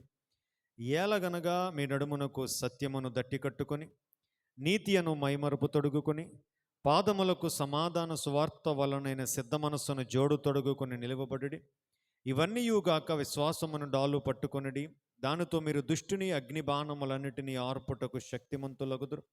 మరియు రక్షణయను శిరస్రానమును దేవుని వాక్యమును ఆత్మఖడ్గమును ధరించుకొనిడి ఆత్మ వలన ప్రతి సమయమందును ప్రతి విధమైన ప్రార్థనను విజ్ఞాపనను చేయుచు ఆ విషయమై సమస్తమైన పరిశుద్ధుల నిమిత్తమును పూర్ణమైన పట్టుదలతో విజ్ఞాపనము చేయుచు మెలకువగా ఉండుడి. చదవబడిన వాక్య భాగము ద్వారా పరిశుద్ధాత్మదేవుడు మనందరితో కూడా మాట్లాడునుగాక. ఆమె ఒక చిన్న ప్రార్థన చేసుకుందాం. పరిశుద్ధుడా నీ కొందనాలు, ఇంతవరకు ఈ ఆరాధనను మీ కృపలో మీ ఆత్మ ఆధ్వర్యములో జరిగించారు. స్తుతించి ఆరాధించడానికి కృపనిచ్చారు. ఆ సామెతల భాగం ద్వారా మాతో మాట్లాడారు. మరొకసారి నీ సేవకుడిగా నీ పక్షాన్ని నిలబడుతున్నానయ్యా. నన్ను బలపరిచి చేరువచ్చిన మా అందరితో కూడా మీరు మాట్లాడండి. మీరు మాట్లాడుతూ ఉండగా వినగల చెవి, గ్రహించగల హృదయము, మీ వాక్యమునకు లోబడే మనస్సును మాకందరికీ దయచేయమని మీ కృపావాక్యానికి మమ్మల్ని మేము అప్పగించుకుంటూ యేసుక్రీస్తు నామమున ఈ మనవులు అడిగి వేడుకొని పొందుకుని ఉన్నాము తండ్రి. ఆమేన్. ఈ సమయంలో దేవుని ప్రేమించి ఆయన పాదాల చెంతకు చేరి వచ్చిన దేవుని బిడ్డలను మీకు అందరికీ కూడా ప్రభువును రక్షకుడైన యేసుక్రీస్తు నామాన నా వందనాలు తెలియజేస్తున్నాను. అందరికీ వందనాలండి. అందరు బాగున్నారమ్మా? సరే, దేవునికి స్తోత్రం చెబుతాను. హల్లెలూయా. దేవునికి మహిమ కలుగును గాక. దేవుడు మనల్ని ప్రేమించి దేవుడు మరొకసారి ఆయన పాదాల చెంతకు మనం రావటానికి దేవుడు చూపిన మహాకృపను బట్టి మరొకసారి దేవదేవుని నామానికి మహిమ కలుగును గాక. ఈ సమయంలో కొద్ది నిమిషాలు దేవుని వాక్యాన్ని మనము జ్ఞాపకం చేసుకుందాం. ఈ యొక్క సర్వాంగ కవచం అనే అంశముల మీద మనము గతించిన కొన్ని వారాలుగా నేర్చుకోవడానికి ప్రయత్నం చేస్తూ మట్లాదివారపు దినాన, ఈస్టర్ దినాన ఈ వాక్య భాగాన్ని ప్రక్కన పెట్టి ఆ సందర్భానుసారమైన ప్రసంగాన్ని మనం నేర్చుకోవటం జరిగింది. ఈ దినాన ఈ సర్వాంగ కవచం అనే అంశంలో ఈ చివరిదైన ఈ మరొక అంశాన్ని మనం జ్ఞాపకం చేసుకుని మనము ఆధ్యాత్మిక జీవితంలో మనం బలపరచబడటానికి ప్రయత్నం చేద్దాం. లాస్ట్ టైం నేను నిలవబడినప్పుడు మీకు రక్షణ అను శిరస్రానమును గురించి జ్ఞాపకం చేశాను కదండి. సర్వాంగ కవచంలో ఉన్నవి సత్యమనే దట్టి కట్టుకోవాలని, నీతి అనే మైమరుపు తొడుగుకోవాలని, సిద్ధ మనస్సు అనే జోడు తొడుగుకోవాలని, విశ్వాసం అనే డాలు పట్టుకోవాలని, రక్షణ అనే శిరస్రానం ధరించుకోవాలి. లాస్ట్ వీక్ రక్షణ గురించి మాట్లాడినప్పుడు రక్షణ గురించిన నిశ్చయతను మనము పొందుకోవాలని జ్ఞాపకం చేస్తూ మన మనస్సును నూతన పరుచుకోవాలని, పరిస్థితుల నుండి ఉత్పన్నమయ్యే సందేహాలను మనము తిరస్కరించాలని, నిత్యత్వ దృక్పథాన్ని మనము కలిగి ఉండాలని, విజయం అనేటువంటిది ఇప్పటికే సాధించబడిందన్న సత్యాన్ని మనం గ్రహించాలని, మన దృష్టి అంతా కూడా దేవుని మీదే మనం ఉంచాలన్న విషయాన్ని నేను మీకు జ్ఞాపకం చేసుకుంటూ వచ్చాను. ఇది నాన్న 17వ వచనం చూడండి ఒకసారి. మరియు రక్షణయను శిరస్రానమును దేవుని వాక్యమును ఆత్మ ఖడ్గమును ధరించుకోవాలి. ఈ సర్వాంగ కవచములో 6 విషయాలను పొందుపరిచాడు కదండి. సత్యమనే దట్టి అన్నాడు, నీతి అనే మైమరుపు అన్నాడు, సమాధాన సువార్త అనే లేదా సిద్ధ మనస్సు అనే జోడు అన్నాడు, విశ్వాసం అనే డాలు అన్నాడు, రక్షణ అనే శిరస్రానం. ఈ 5 కూడా దేనికి ఉపయోగపడతాయి అని మనం ఆలోచన చేసుకోగలిగితే, శత్రువు మన మీద దాడి చేస్తూ ఉన్నప్పుడు శత్రువు దాడి నుంచి మనం కాపాడుకోవడానికి ఉపయోగపడతాయి కదండి. ఈ బెల్ట్ కావచ్చు, ఈ కవచం కావచ్చు, ఈ బూట్ల సిద్ధ మనస్సు అనే జోడు కావచ్చు, విశ్వాసం అనే డాల్ కావచ్చు, రక్షణ అనే శిరస్రానం కావచ్చు, ఇవన్నీ కూడా శత్రువు నుంచి మనము కాపాడుకోవటానికి. అందుకే ఈ 5 కూడా ఏమంటారంటే డిఫెన్సివ్ వెపన్స్ అంటారు. ఈ ఖడ్గము దేని కొరకు ఉపయోగిస్తామండి? యుద్ధంలో మనం చూస్తుంటాం. సేమ్ నేను అందుకే జ్ఞాపకం చేశాను, రోమా సైనికుడి యొక్క వస్త్రధారణను జ్ఞాపకం చేసుకుంటూ పౌలు భక్తుడు క్రైస్తవుని యొక్క వస్త్రధారణను ఏం చేశాడంటే ఎక్స్ప్లెయిన్ చేశాడు. కత్తి దేనికి ఉపయోగిస్తామండి? మిగతావన్నీ ఒక ఎత్తు అయితే కత్తి ఒక ఎత్తు కదా, అన్నీ కలిగి ఉండి కత్తి లేకపోతే ఆలోచన చేయండి. ఎప్పుడూ కూడా మనల్ని మనము కాపాడుకుంటూనే ఉంటూ ఆడి మీద దాడి చేయకపోతే యుద్ధంలో విజయము సాధించలేం, పోరాటంలో విజయము సాధించి నిలబడలేం. ఈ దినాన మరి అపవాది మీద దాడి చేయటానికి దేవుడు మనకిచ్చిన ఆయుధం ఏంటి అంటే, అక్కడ భక్తుడైన పౌలు రాస్తూ ఉన్నాడు, దేవుని వాక్యం అనే ఆత్మ ఖడ్గం. ఇది శరీర ఖడ్గం కాదండి. ఏం ఖడ్గం అంటండి? ఎందుకు అంటే నేను జ్ఞాపకం చేశాను, మనం పోరాడేది శరీరులతో కాదు, కాబట్టి మనం పోరాడేది దురాత్మలతో. కాబట్టి మనకి ఏ ఖడ్గం కావాలి అంటే ఆత్మ ఖడ్గం కావాలి. ఏంటి ఆ ఆత్మ ఖడ్గం? దేవుడు మనకిచ్చిన ఆ ఆత్మ ఖడ్గం ఏంటి అని పౌలు భక్తుడు జ్ఞాపకం చేస్తున్నాడు అంటే, దేవుని యొక్క వాక్యం. ఏంటంటండి? దేవుని యొక్క వాక్యాన్ని దేనితో పోల్చాడు పౌలు భక్తుడు అంటే ఖడ్గముతో. దేనితోనంటండి? ఖడ్గంతో మనం ఏం చేయాలి అంటే యుద్ధం చెయ్యాలి. అపవాది మీద మనం ఏం చేయాలంటే దాడి చెయ్యాలి. దేన్ని ఉపయోగించి దాడి చేయాలండి? దేవుని వాక్యమును ఉపయోగించి కదా. అపవాదికి ఉన్న పేరేంటంటే అబద్ధికుడు. బైబిల్కి ఉన్న పేరేంటి అంటే సత్యము కదా. అంటే ఈ దినాన అబద్ధం మీద మనం పోరాడాలి అంటే దేనితో పోరాడగలమండి? సత్యముతోనే పోరాడగలం. కాబట్టి ఈ వాక్యము మీద కొన్ని విషయాలను నేను మీకు జ్ఞాపకం చేస్తూ, అసలు దేవుని వాక్యమనే ఆత్మఖడ్గాన్ని ఎలా ఉపయోగించాలన్న విషయాన్ని కూడా నేను మీకు జ్ఞాపకం చేస్తూ ఉంటాను. మెల్లమెల్లిగానే నేర్చుకోవడానికి ప్రయత్నం చేద్దాం, కంగారేమీ లేదు కదండి కదమ్మా. అంటే నేను ఎందుకు ఇంత ఎలాబొరేట్ చేసి చెప్తున్నాను అంటే, నిజంగా ఈ మెసేజ్ వేరే బయటికి వెళ్తే ఈ సర్వాంగ కవచం అంతటి మీద ఒక మెసేజ్లో అయిపోతుందండి. ఇంత డీటెయిల్డ్గా మనం నేర్చుకోవడానికి ఉండదు. కానీ మన సంఘం కాబట్టి మనకంతప్పుడు కంగారేమీ లేదు కాబట్టి మెల్లిగా నేర్చుకున్నాం కాబట్టి దేవుని వాక్యము మీద కొన్ని విషయాలను మనం నేర్చుకోవడానికి ప్రయత్నం చేద్దాం. హెబ్రీలకు రాసిన పత్రిక 4వ అధ్యాయం. హెబ్రీలకు రాసిన పత్రిక 4వ అధ్యాయం 12వ వచనం ఒకసారి మనం చదవగలిగితే, ఎందుకనగా దేవుని వాక్యము సజీవమై బలము గలదై రెండంచులు గల ఎటువంటి ఖడ్గము కంటెను వాడిగా ఉండి ప్రాణాత్మలను కీళ్లను మూలుగను విభజించునంత మట్టుకు దూరుచు హృదయము యొక్క తలంపులను ఆలోచనలను శోధించుచున్నది. ఇక్కడ పౌలు భక్తుడు ఈ వచనం అంతా కూడా దేని గురించి రాశాడండి? దేవుని వాక్యము గురించి రాశాడు. ఇక్కడ దేవుని వాక్యం యొక్క శ్రేష్టతను వర్ణిస్తూ పౌలు భక్తుడు చెప్తున్న మాట ఏంటంటే, దేవుని వాక్యము సజీవమైనది. ఏమైనదంటండి? సజీవమైనది అంటే అర్థం ఏంటండి? అంటే దేవుని వాక్యములో ఏముంది? జీవము ఉంది.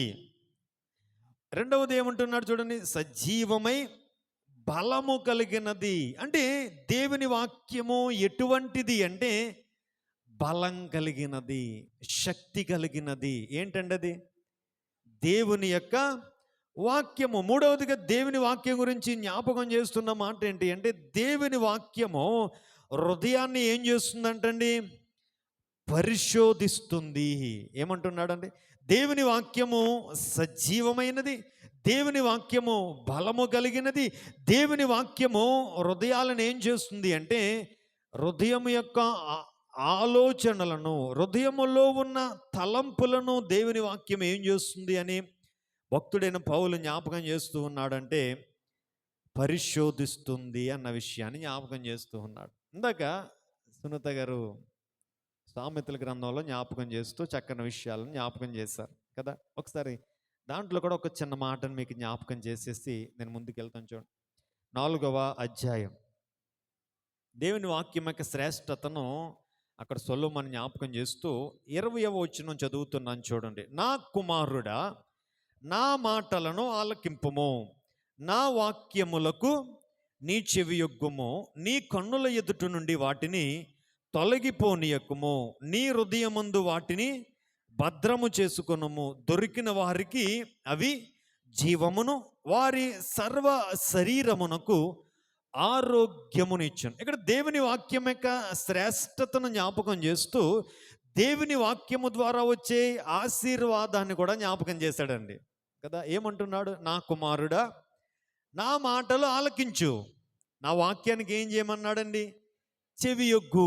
2 మాటలు చెప్పాడండి. ఆలకించు దేనికి? ఆయన వాక్యానికి. రెండవది అంటున్న మాట ఏంటంటే, ఎప్పుడైతే నీవు చెవియొగ్గుతావో, ఎప్పుడైతే ఆలకిస్తావో, దేవుడు ఏం చేస్తాడండి? ఆత్మ చెప్పుచున్న మాట చెవి గలవాడు. అంటే దేవుడు ఎవరితో మాట్లాడతాడు? ఎవరికి? అప్పుడు అంటే మనందరికీ చెవులు లేవండి. మరి పర్టికులర్గా ఆత్మ చెప్పుచున్న మాట చెవి గలవాడు వినుగా కానీ ఎందుకు రాశాడు? అంటే అందరికీ చెవులు ఉన్నాయి కానీ వాక్యము వినే చెవులు లేవండి. బైబిల్ అంటుంది కొంతమంది దురద చెవులు గలవారే ఉన్నారని కూడా చెప్తుంది.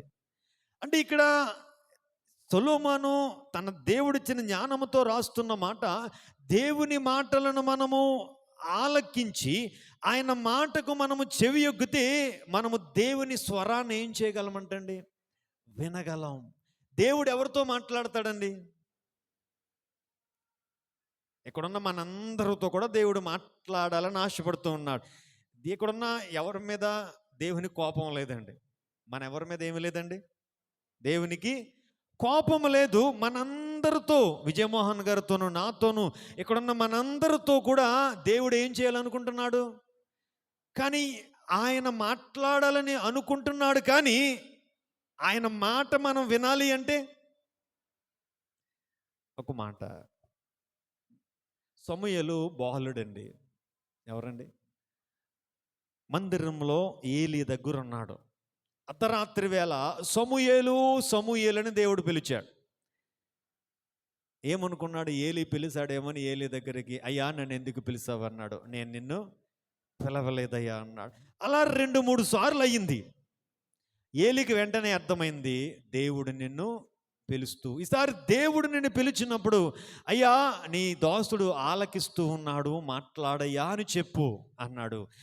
సమూయేలు వెళ్ళాడు, దేవుడు పిలిచాడు. సమూయేలు అన్నాడు, అయ్యా నీ దాసుడు ఆలకిస్తున్నాడు, మాట్లాడయ్యా అని అన్నప్పుడు సమూయేలుతో దేవుడు ఆ ముందు మాట్లాడినప్పుడు సమూయేలుకి అర్థం కాలేదు కాబట్టి దేవుని స్వరాన్ని సమూయేలు ఏం చేయలేకపోయాడు.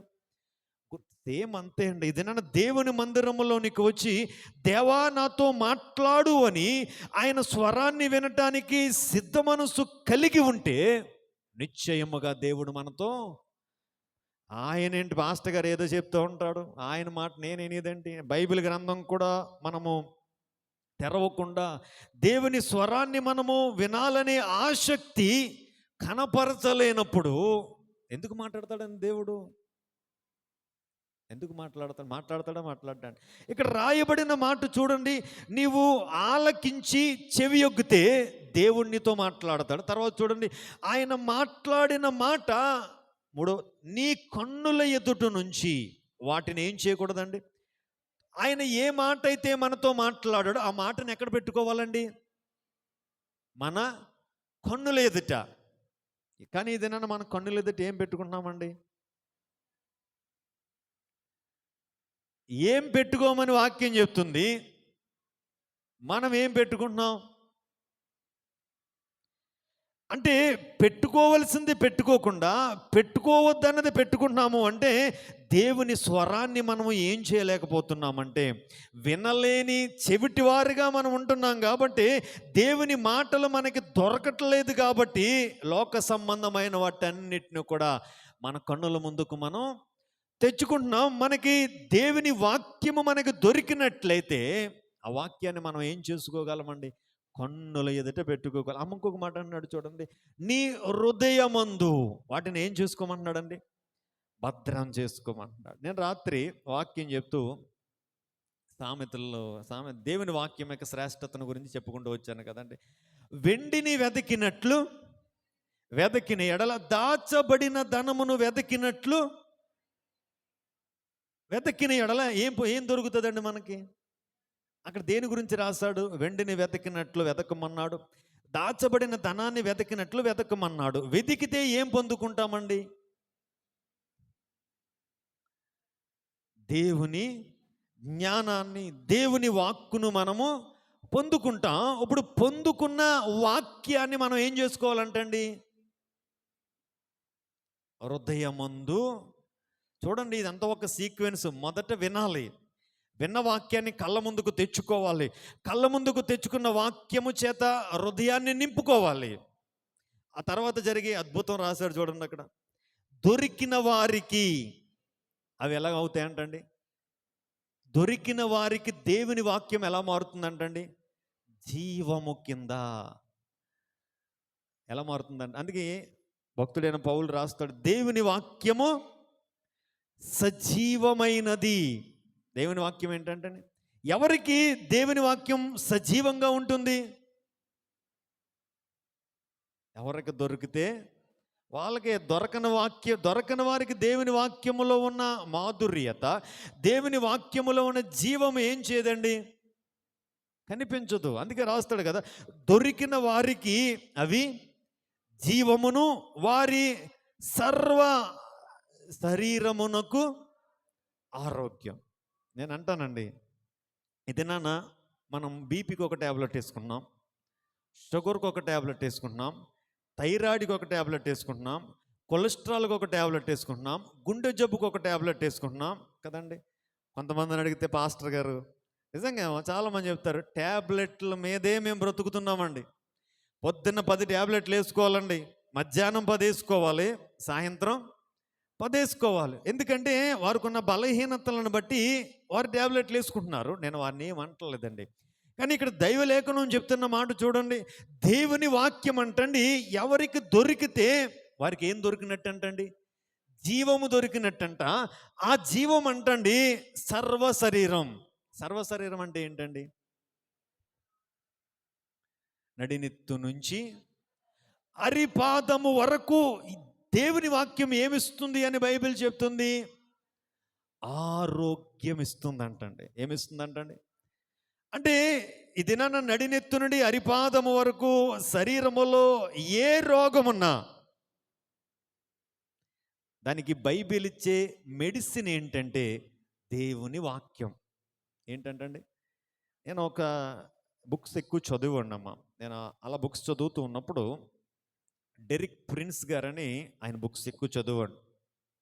మంచి చనిపోయాడు ఆయన, ఇంగ్లీష్లో రాసేవాడు. ఆయన తన పుస్తకంలో రాసుకుంటూ ఆయన మిలిటరీలో పనిచేసేవాడు అంటండి. ఎక్కడండి? మిలిటరీలో పనిచేస్తూ ఉన్నప్పుడు ఆయనకు ఒక స్కిన్ డిసీజ్ వచ్చిందంట. ఆ స్కిన్ డిసీజ్ని బట్టి ఆయన చాలా వైద్యుల దగ్గరికి తిరిగాడు. ఎంతమంది వైద్యుల దగ్గరికి వెళ్ళినా ఆయనకున్న బలహీనత ఏమవ్వలేదు అంటే పోలేదు. ఆయన ఆర్మీలో ఉంటూ ఉన్నాడు, యుద్ధ రంగంలో వెళ్ళి యుద్ధంలో పోరాటం చేస్తూ ఉన్నాడు. కానీ ఆయన శరీరంలో ఉన్న బలహీనత ఏమవట్లేదు అంటే ఎన్ని ట్యాబ్లెట్లు వాటినా పోవట్లేదు. ఈ సందర్భంలో ఆయన దేవుని వాక్యాన్ని చదువుతూ ఉన్నాడంటండి. ఈ సామెతల గ్రంథం దగ్గరకు వచ్చే సమయానికి ఈ మాటలు చదువుకున్నాడంట. ఏంటంటే, నా కుమారుడా నా మాటలు ఆలకించు, నా వాక్యమునకు చెవియొగ్గు, నీ కన్నుల ఎదుటి నుంచి వాటిని తొలగిపోనియొద్దు, నీ హృదయం ముందు వాటిని భద్రం చేసుకో, అవి దొరికిన వారికి అవి జీవము, సర్వ శరీరమునకు ఆరోగ్యం ఇచ్చుననే మాట ఎప్పుడైతే చదివాడో ఈ మాట ఆయన ఆకర్షించిందంటండి. అంటే దేవుని వాక్యము సర్వ శరీరమునకు ఏమిస్తుంది అని రాయబడింది అక్కడ.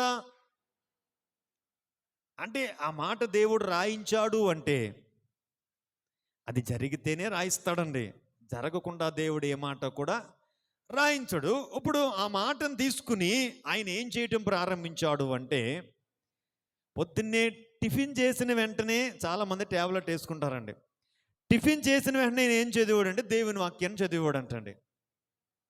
మధ్యాహ్నం భోజనం చేసిన తర్వాత ఏం చదివాడంటే దేవుని వాక్యాన్ని చదివాడు. నైట్ భోజనం చేసిన తర్వాత దేవుని వాక్యాన్ని, అంటే దేవుని వాక్యాన్ని ట్యాబ్లెట్ ఎలాగ భోజనం తర్వాత తీసుకుంటారో అదే ప్యాటర్న్లో దేవుని వాక్యాన్ని టిఫిన్ తర్వాత చదివేవాడు, మధ్యాహ్నం లంచ్ తర్వాత చదివేవాడు, సాయంత్రం డిన్నర్ తర్వాత చదివి ఎప్పుడైతే ఈ లైఫ్ స్టైల్ని అలవాటు చేసుకుని ఈ విధంగా తన ఆధ్యాత్మిక జీవితాన్ని కట్టుకోవటం ప్రారంభించాడో చాలా తక్కువ సమయంలోనే ఏ స్కిన్ డిసీజ్ అయితే సంవత్సరాల తరబడి ఏడిపించిందో అదే స్కిన్ డిసీజ్ నుంచి దేవుడు ఆశ్చర్యంగా ఆయనకి ఏమిచ్చాడు అంటే స్వస్థతనిచ్చాడని మనం ఈ వాక్యాన్ని చాలా సింపుల్గా చూస్తామండి కదా. కానీ బైబిల్ చెప్తున్న మాట దొరికిన వారికి అది ఎలా మారుతుందంటే జీవము. అంటే దైవలేఖనం అంటండి ఏ అవయవమైతే జీవాన్ని కోల్పోయిందో, షుగర్ రావడానికి కారణం ఏంటండి? ప్యాంక్రియాస్ గ్రంథి బలహీనపడటం, ప్యాంక్రియాస్ గ్రంథిలోంచి ఇన్సులిన్ ప్రొడక్షన్ ఆగిపోవటం. అంటే ప్యాంక్రియాస్ గ్రంథిలో ఏమి లేదు, జీవము లేదు. ఇప్పుడు ప్యాంక్రియాస్ గ్రంథిలోనికి జీవము నింపబడాలి అంటే షుగర్ ట్యాబ్లెట్లు వాడటం వల్ల ప్యాంక్రియాస్ గ్రంథి బాగుపడుతుందండి? బాగుపడదండి. కానీ ఇన్సులిన్ పెరిగేలాగా ట్యాబ్లెట్స్ ఏం చేస్తాయంటే చేస్తాయి. కానీ ఆ ప్యాంక్రియాస్ గ్రంథి తిరిగి పునరుత్తేజింపబడాలి అంటే దాంట్లోకి ఏం వెళ్ళాలండి? జీవం వెళ్ళాలి. ఆ జీవం దేంట్లో ఉందండి? ట్యాబ్లెట్లో లేదండి. ఆ జీవము దేవుని వాక్కులో ఉంది. ఆ జీవము దేంట్లో ఉందంటే దేవుని. అందుకే అంటున్నాడు, ఎవరైతే నమ్ముతారో, ఎవరైతే వెతుకుతారో వారు ఏం పొందుకుంటారు అంటే జీవాన్ని పొందుకుంటారంటండి. హల్లెలూయా. ఇది నాన్న అమ్మ నేను ట్యాబ్లెట్లు మానేమని ఎవరికి చెప్పట్లేదు, దయచేసి వేరే విధంగా అనుకోవద్దు. మరలా చెప్తాను, పాస్టర్ గారు మీరు ట్యాబ్లెట్లు ఆయన అలా చేశాడని చెప్తున్నానండి. ఇది నాన్న మీకు కూడా విశ్వాసం ఉంటే అలా చేయండి, తప్పలేదు. దేవుని వాక్యము, నేను ఒక మాట చెప్తానండి, దేవుని వాక్యం అబద్ధం చెప్పదండి. దేవుని వాక్యములో అబద్ధం రాయబడి ఉంటే దీన్ని పట్టుకుని మనం బ్రతకడం ఎందుకండి? దీన్ని అవతల పడేసి మనం గుడికి రావడం కూడా మానేచ్చండి. ఎందుకంటే ఇది అబద్ధం చెప్తే, ఇదే నిజం చెప్తే దీన్ని తప్ప వేరే దేన్ని కూడా మనం ఏం చేయకూడదంటే నమ్మకూడదు. హల్లెలూయా. కాబట్టి ఇంత శ్రేష్టమైన వాక్కును మనం కలిగి ఉన్నాం. అందుకే బైబిల్లో రాయబడిన మాట ఏంటి అంటే దేవుని వాక్యము సజీవమైనది. ఏమైనదంటండి? సజీవమైనది, జీవం కలిగింది. అందుకే యేసయ్య ఒక మాట అంటాడండి, మనుష్యుడు, మత్తయి సువార్త 4:4 మనుష్యుడు రొట్టె వలన మాత్రము కాదు కానీ దేని ద్వారా దేవుని నోట నుండి వచ్చు ప్రతి మాట వలన. ఏ మాట వలన అంటే దేవుని నోట నుండి వచ్చు ప్రతి. నేను అంటానండి, ఆదికాండ గ్రంథం 1వ అధ్యాయం 1వ వచనం నుంచి ప్రకటన గ్రంథం 22వ అధ్యాయం ఎన్నో వచనం నుంచి ఎవరు 22వ వచనం వరకు కూడా దేవుని నోట నుండి వచ్చిన మాట అంటారా? దేవుని నోట నుండి వచ్చిన మాట కాదు అంటారా? చెప్పండి అమ్మా. అందుకే నేను స్లోగానే మాట్లాడుకుందామని చెప్పాను. ఎందుకంటే దేవుని వాక్యము మనల్ని ఏం చేస్తుంది అంటే జీవింపచేస్తుంది. దేవుని వాక్యములో ఏముంది అంటే జీవముంది. కాబట్టి ఈ దినాన్ని ఆలోచన చేద్దాం. ఆదికాండము 1వ అధ్యాయము 1వ వచనము నుంచి ప్రకటన గ్రంథము 22వ అధ్యాయము 22వ వచనం వరకు ప్రతి మాట కూడా దేవుని నోట నుండి వచ్చిన మాటేనంటారా? దేవుని నోట నుండి రాని మాటలు కూడా దీంట్లో రాయబడ్డాయి అంటారండి. ఏదో ఒకటి చెప్పండి అమ్మా. అయితే అవును పాస్టర్ గారు, లేత లేదు పాస్టర్ గారు అండి, నేను ముందుకు వెళ్ళిపోతాను కదా.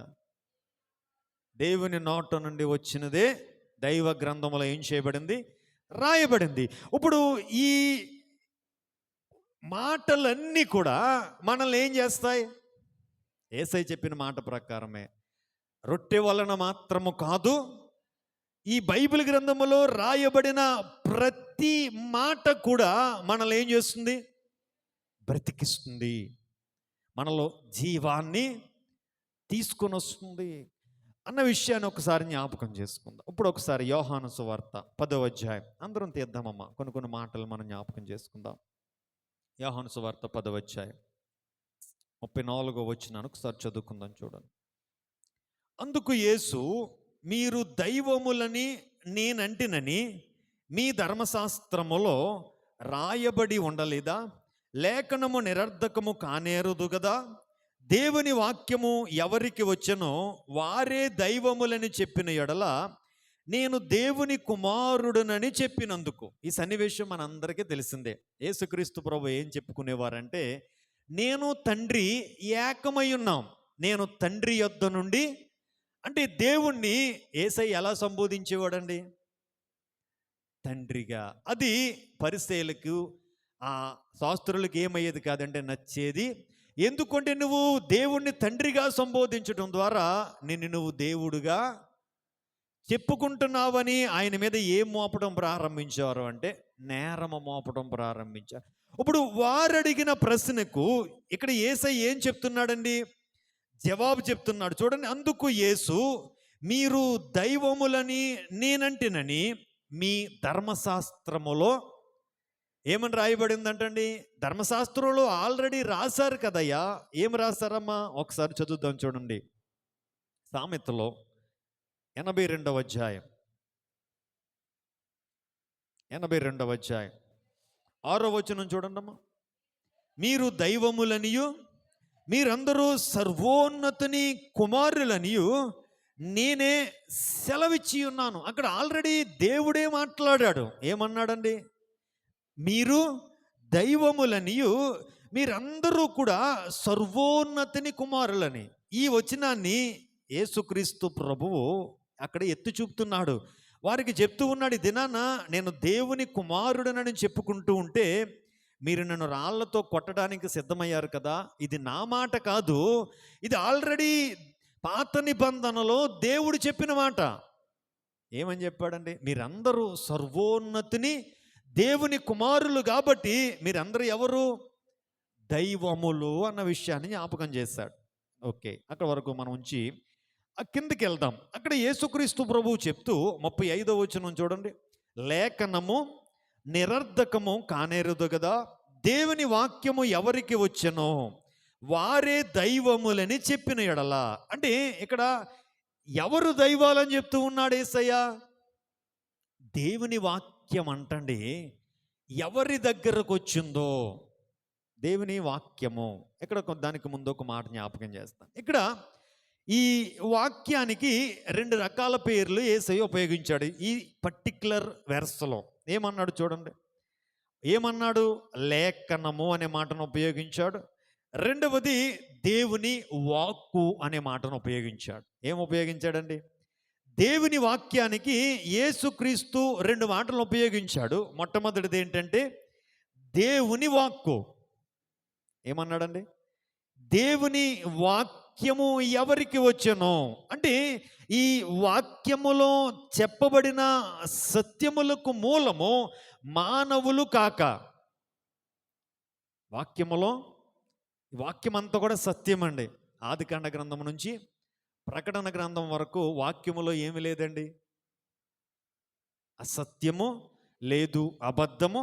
అంటే ఈ వాక్యములో చెప్పబడిన సత్యములన్నిటికీ కారణము మనుష్యులు కాదు. కారణం ఎవరండి? మనుష్యులు కాదు, దేవుడే అని చెప్పటానికి దేవుడు అక్కడ యేసు అక్కడ వాడిన మాట ఏంటంటే దేవుని వాక్యము ఎవరికి వచ్చెనో. అంటే ఆదికాండ గ్రంథము నుంచి ప్రకటన గ్రంథం వరకు రాయబడిన ఈ మాటలన్నీ ఏమని జ్ఞాపకం? దేవుని వాక్కులు. ఏంటంటే ఇవి మనుష్యులు రాశారు, కానీ మనుష్యులు రాయటానికి దేవుడు మనుషుల్ని ఏం చేసుకున్నాడు అంటే దీంట్లో ఈ గ్రంథములో రాయబడిన సత్యములకు మూలం ఎవరంటే మనిషి కాదండి. మరి ఎవరండి? దేవుడే అని సూచనగా వారికి చెప్పడానికి వాక్యానికి యేసయ్య వాడిన పదం ఏంటి అంటే దేవుని యొక్క వాక్కు.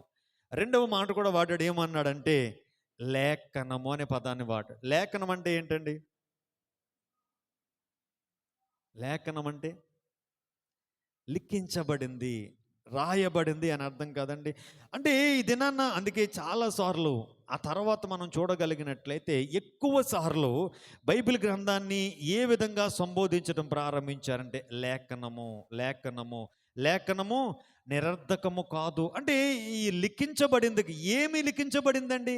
దేవుని యొక్క వాక్కు ఏం చేయబడింది అంటే లిఖించబడింది. అందుకే మత్తయి సువార్త 5వ అధ్యాయము 18వ వచనంలో యేసుక్రీస్తు ప్రభు అంటారు కదా, ఒక మాట చూద్దాం చూడండి. మత్తయి సువార్త 5వ అధ్యాయం 18వ వచనంలో అంటారు కదా, ఆకాశమును భూమియు గతించిపోయిననే గాని ధర్మశాస్త్రమంతయు నెరవేరు వరకు, ఈ లేఖనం అంతా కూడా నెరవేరే వరకు దానిలో నుంచి ఒక పొల్లైనను ఒక సున్నైనను, అంటే ఇక్కడ చూడండి ఈ దేవుని యొక్క వాక్కు గురించి ఇక్కడ రాస్తూ ఏమన్నాడంటే ఇదంతా కూడా దేవుని వాక్కు కాబట్టి ఒక పొల్లైనా, పొల్లంటే కామ అండి, ఒక సున్నైనా ఏం చేయబడదంటండి? తప్పిపోదు. సమస్తము కూడా ఏం చేయబడుతుంది? నెరవేర్చబడుతుంది. 24వ అధ్యాయం 35వ వచనంలో కూడా యేసయ్య అదే చెప్తారండి. 24:35 కూడా చూడండమ్మా. ఆకాశమును భూమియు గతించును గాని నా మాటలు ఏమవ్వు? గతింపవు. అంటే దేవుడు పలికిన మాట ఏమవుదండి? నిరర్ధకం కాదు. దేవుని పలికిన మాట ఏం చేయబడదంటే గతింపదు. అంటే దాని అర్థం ఏంటంటే దేవుడు పలికిన ప్రతి మాట కూడా ఏం చేయబడుతుందంటే నెరవేర్చబడుతుంది. ఏం చేయబడుతుందంటే నెరవేర్చబడుతుంది. ఇక ముందుకు వెళ్దాం. అంటే ఈ వచనము ద్వారా మనము నేర్చుకోవలసిన విషయం ఏంటి అని మనం ఆలోచన చేస్తే, దైవ గ్రంథములో చెప్పబడిన సత్యములన్నిటికీ మూలం ఎవరండి? మనుష్య దేవుడా? దేవుడే.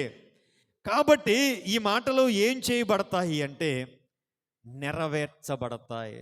ఈ మాటల్లో ఏముంది అని దైవలేఖనం సెలవిస్తుందంటే జీవము ఉంది. హల్లెలూయా. అందుకే తిమోతికి రాసిన రెండవ పత్రిక 3వ అధ్యాయం పౌలు భక్తుడు అంటూ ఉంటాడు 16వ వచనం, దైవజనుడు సన్నద్ధుడై ప్రతి సత్కార్యమునకు పూర్ణముగా సిద్ధపడి ఉండినట్లు దైవావేశము వలన కలిగిన ప్రతి మరలా ఇక్కడ ఒక మాట వాడాడండి, ప్రతి లేఖనము. అంటే అర్థం ఏంటండి? ప్రతి లేఖనం అంటే బైబిల్ గ్రంథంలో రాయబడిన ప్రతి మాట ఎలా కలిగిందంటండి? ఆయన రాస్తున్నాడు కదా, దైవావేశము వలన కలిగింది. అంటే వారందరూ కూడా పరిశుద్ధాత్మ చేత ప్రేరేపింపబడిన వారే దేవుని వాక్యాన్ని రాశారు. దేని చేత అంటండి? పరిశుద్ధ. ఇక్కడ దైవావేశము అనే పదానికి మూల భాషలో రాయబడిన మాటకు అర్థం ఏంటి అంటే దేవుని ఊపిరి వలన రాశారంటండి. దేని వలన అంటండి? దేవుని ఊపిరి వలన వారు ఆ మాటలు రాసినట్లుగా మనం చెప్తూ ఉన్నాం. అందుకే పేతురు కూడా దాన్ని జ్ఞాపకం చేస్తాడు. నేను ఆల్రెడీ మీకు పేతురు రాసిన 2వ పత్రిక మీద ధ్యానం చేసినప్పుడు ఈ మాటను మీకు జ్ఞాపకం చేస్తాను. పేతురు రాసిన 2వ పత్రిక 1వ అధ్యాయం 20వ వచనంలో చూడండి, ఒకడు తన ఊహను బట్టి చెప్పుట వలన లేఖనములో, మరల గుర్తు చేస్తున్నాడు, లేఖనము అంటే ఏంటండి? రాయబడినది, దేవుని వాక్కు. ఇక్కడ ఏమంటున్నాడు చూడండి, ఒకడు తన ఊహను బట్టి చెప్పుట వలన లేఖనములో ఏ ప్రవచనము అంటే ఈ ఆదికాండ గ్రంథము నుంచి ప్రకటన గ్రంథము వరకు రాయబడిన మాట ఊహాజనితం కాదు. ఏం కాదంటండి? ఏదో మనం మనకు వచ్చిన ఊహలను బట్టి కొన్నిసార్లు మనం కవితలు కూడా రాస్తూ ఉంటారు కదండి, అలా రాయబడింది కాదంటండి. మరి ఎలా రాయబడింది అన్న విషయాన్ని ఆయనే చెప్తున్నాడు కదా, ఏలయనగా ప్రవచనము ఎప్పుడును మనుష్యుని ఇచ్చని బట్టి కలుగలేదు, కానీ మనుష్యులు పరిశుద్ధాత్మ వలన ప్రేరేపింపబడిన వారై. అంటే ఈ గ్రంథములో రాయబడిన మాటలన్నీ ఎలా రాశారండి? దైవావేశం వలన, లేకపోతే పరిశుద్ధాత్మ వలన ప్రేరేపింపబడిన వారే రాశారంట. హల్లెలూయా. ఈ ప్రేరేపింపబడిన వారే అనే గ్రీకు మాటకు మూల భాషలో అర్థం ఏంటంటే మోసుకొని పోబడిన వారే, లేకపోతే వారి గమనములో నడిపింపబడిన వారే అని అర్థం వస్తుందంటండి. ఏంటంటే ప్రేరేపింపబడటం అంటే అర్థం ఏంటంటే మోసుకొని పోబడిన వారై, లేకపోతే వారి గమనములో ఇక మీకు అర్థం కావడానికి ఒక మాట చెప్తాను. అంతరిక్ష కేంద్రం అనేటువంటిది ఒకటి ఉందండి. ఎంతమందికి తెలుసండి? స్పేస్ సెంటర్ అంటారు. స్పేస్ సెంటర్లో ఏముంటాయండి? అంతరిక్ష నౌకలు ఉంటాయి కదా. ఇప్పుడు ఆ అంతరిక్ష నౌకల్ని ఎక్కడి నుంచి ఆపరేట్ చేస్తారండి?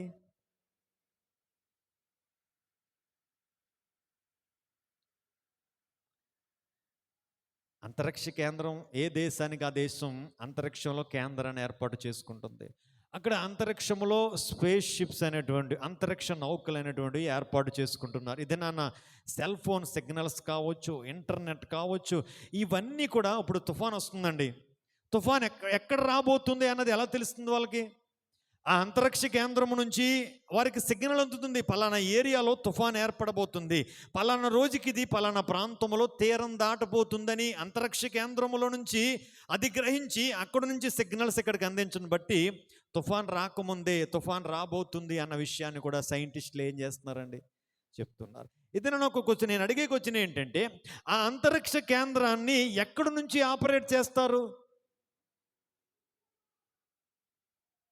అంతరిక్ష కేంద్రాన్ని ఎక్కడి నుండి ఆపరేట్ చేస్తారంటే భూమి మీద నుంచే ఆపరేట్ చేస్తారండి. ఎలా ఆపరేట్ చేస్తారంటే రేడియో తరంగాల ద్వారా, ఎలక్ట్రానిక్ వేవ్స్ ద్వారా అంతరిక్ష కేంద్రాన్ని ఏం చేస్తారండి? భూమి మీద నుంచి అంతరిక్ష కేంద్రంలో ఉన్న ఆ అంతరిక్ష ఓడలను మనిషి ఏం చేయగలుగుతున్నాడు? తన స్వాధీనంలో ఉంచుకోగలుగుతున్నాడు. అదేవిధంగా పరిశుద్ధాత్మ దేవుడు కూడా మనిషి యొక్క మానసిక లేకపోతే ఆత్మీయ సామర్థ్యాలను గుర్తుపెట్టుకోండి. పరిశుద్ధాత్మ దేవుడు అంటండి మనిషి యొక్క ఆత్మీయ మరియు మానసిక సామర్థ్యాలను తన దైవిక ఆత్మ ద్వారా తన స్వాధీనం చేసుకుని ఏం చేశాడు అంటే తన వాక్కులను రాయటానికి ఉపయోగించుకున్నాడంటండి. మీకు అర్థమవుతుంది కదండి? అంటే ఎక్కడో అంతరిక్షంలో ఉన్న ఆ ఓడను భూమి మీద నుంచి మనిషి ఎలా తన స్వచిత్తానికి వాడుకోగలుగుతున్నాడో పరలోకములో ఉన్న దేవుడు మన హృదయములో ఉన్న తన ఆత్మ ద్వారా మన మానసిక ఆత్మీయ ఆ సామర్థ్యాన్ని వాడుకుని తన మాటలను మన ద్వారా ఆయన ఏం చేశాడు అంటే లిఖింపచేశాడు. దానికే మనం పెట్టుకున్న పేరు, యేసయ్య పెట్టిన పేరు ఏంటంటే లేఖనము. ఏంటంటే అందుకే ఈ లేఖనము ఎలా కలిగింది అంటే మనిషి తన స్వజ్ఞానము చేత రాయలేదండి. ఏదో ఊహ పుట్టినప్పుడు తన ఊహను బట్టి రాయలేదు. ఎలా రాశాడు అంటే పరిశుద్ధాత్మ దేవుడు ఆయనలోనికి వచ్చి పరిశుద్ధాత్మ దేవుడు ఆయన శరీరాత్మ ప్రాణాలను స్వాధీనం చేసుకుని తన జ్ఞానాన్ని తన జ్ఞానము చేత నింపి తన చేత పరిశుద్ధాత్మ దేవుడు తన వాక్కును, ఎవరు వాక్ అండి అది? దేవుని యొక్క వాక్కును ఎవరు రాశారండి? మనిషి రాశాడు. అదే జ్ఞాపకం చేస్తున్నాడు పేతురు భక్తుడు. ఏమంటున్నాడండి? ఏలైనగా ప్రవచనము ఎప్పుడు మనుష్యుని ఇచ్చను బట్టి పుట్టలేదు. మరి ఎలా రాశారు అంటే మనుష్యులు పరిశుద్ధాత్మ వలన నడిపింపబడిన వారై, పరిశుద్ధాత్మ వలన మోసుకొని పోబడిన వారై, పరిశుద్ధాత్మ వలన పరిశుద్ధాత్మ గమనములో నడిపింపబడిన వారై దేవుని వాక్కును వారు ఏం చేశారు అంటే, అందుకే ఈ వాక్యానికి ఏముంది అంటే జీవం ఉందండి. మనుషులు తమ కోరికను బట్టి, తమ ఇచ్చను బట్టి, తమ ఊహను బట్టి రాస్తే ఈ గ్రంథం ఎప్పుడో మూలన పడిపోయి ఉండదండి. ఈ గ్రంథాన్ని ఎప్పుడో మనము మరిచిపోయి ఉండేవాళ్ళం. అనేక మంది బైబిల్ని లేకుండా చేస్తామని ఏం చేశారంటే సవాల్ చేశారండి. కానీ వారే లేకుండా అయిపోయారు, కానీ బైబిల్ని వారు ఏమీ కూడా చేయలేకపోయారు. ఎందుకు అంటే ఇది సామాన్యమైన పుస్తకం కాదు. ఇది ఎవరి మాటలు దీంట్లో రాయబడ్డాయి అంటే సాక్షాత్తు దేవుడే తన మాటలను దీంట్లో రాయించాడు. హల్లెలూయా. కొంచెం ముందుకు వెళ్దాం. కీర్తనలో 12వ కీర్తన, 12వ కీర్తన 6వ వచనాన్ని ఒకసారి చదువుకుందాం.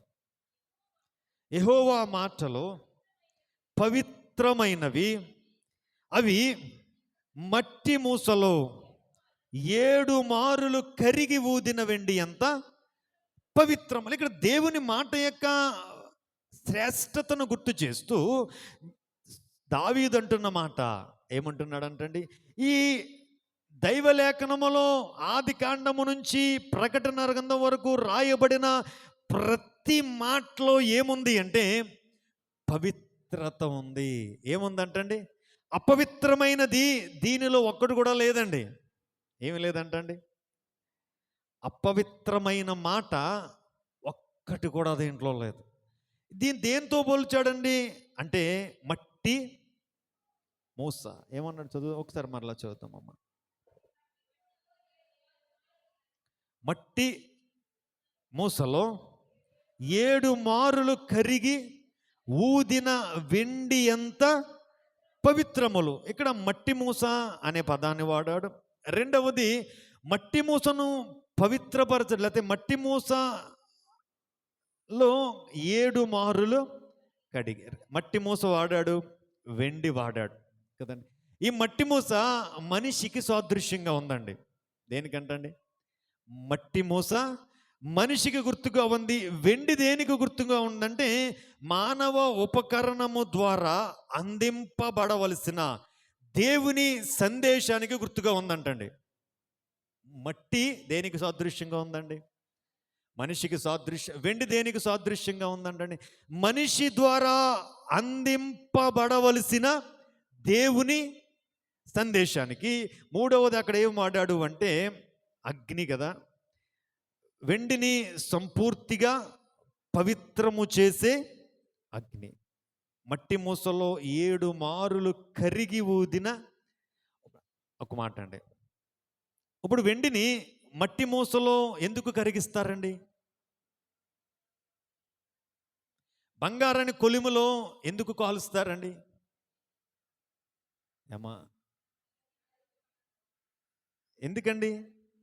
శుద్ధముగా మారటానికి, అంతే కదా. ఇప్పుడు ఇక్కడ ఆ శుద్ధముగా మారే సన్నివేశాన్ని తీసుకుని వచ్చి కీర్తనకారుడు దేనితో పోలుస్తూ ఉన్నాడంటే దేవుని వాక్యానికి అన్వయించి చెప్తున్నాడు. ఈ దినాన మట్టి మూసలో వెండిని 7 మారులు కడిగిన తర్వాత ఆ వెండి ఎంత పవిత్రంగా మార్చబడుతుందో అన్న విషయాన్ని జ్ఞాపకం చేస్తూ, మట్టి మూస ఎవరండి? మనం అనుకున్నట్లయితే వెండి ఎవరండి? దేవుడిచ్చే, మనిషి ద్వారా దేవుడిచ్చే సందేశం అయితే ఈ అగ్ని ఎవరంటే పరిశుద్ధాత్మ దేవుడు. ఎవరంటండి? అంటే ఇప్పుడు పరిశుద్ధాత్మ దేవుడు అంటండి మనిషిని తన స్వాధీనం చేసుకుని ఆ మనిషిని తన పరిశుద్ధాత్మ అగ్ని చేత మండించి అతనిలో నుంచి ఏమి రాయించాడు అంటే దేవుని మాటను ఎన్నిసార్లు కడిగాడండి? ఎన్నిసార్లు అని రాశాడంటే ఇక్కడ 7 మారులు. 7 అనే సంఖ్య దేనికి సాదృశ్యంగా ఉందంటే లోకానుసారంగా 7 అనే పదం నచ్చదండి. నేను చాలాసార్లు చూస్తూ ఉండేవాడిని. మా ఇంటికాడ కొబ్బరికాయలు వెళ్తున్నప్పుడు 6 అనేవారు, 6 తర్వాత 7 అనేవాడు కాదండి, 6 అనేవారు. ఏమో నాకు అప్పుడు అర్థమయ్యేది కాదు, ఎందుకు ఎలాగంటున్నారు 6 ఏంటి, చక్కగా 7 ఉంది కదా పదం.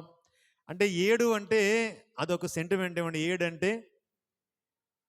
7 అంటే ఏడుపులాగా ఉంటుంది కదండి. కానీ క్రైస్తవులుగా మన సంఖ్య ఏంటంటే 7 కదండి. 7 ఆత్మలు, 7 బూరలు, 7 తీర్పులు చాలా ఉంటాయి కదమ్మా. ప్రకటన గ్రంథంలోనే 7 అనే సంఖ్య చాలాసార్లు వాడబడింది. 7 దేనికి సాదృశ్యంగా ఉందంటే సంపూర్ణతకు సాదృశ్యంగా ఉంది.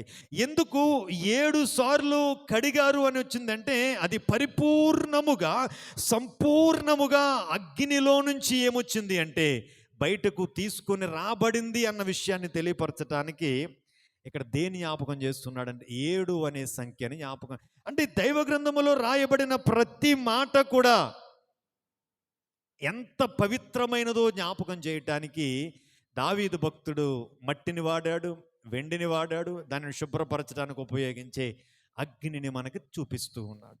అంటే దేవుని వాక్యం అనేటువంటిది పరిశుద్ధాత్మ ప్రేరేపణను బట్టి మనుష్యుల చేత రాయబడింది. దేవుని వాక్యములో ఏమి లేదు అంటే అపవిత్రత.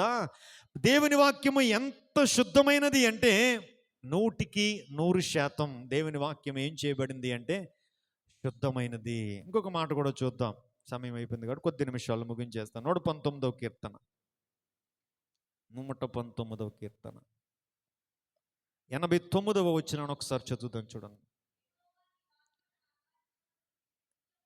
యెహోవా నీ వాక్యము ఆకాశమందు నిత్యము నిలకడగా నిలుచున్నది. సరిపోతుంది. ఇక్కడ ఏమంటున్నాడు? దేవుని వాక్యం అంటండి ఎలా ఉందంటండి? నిలకడగా ఉన్నది.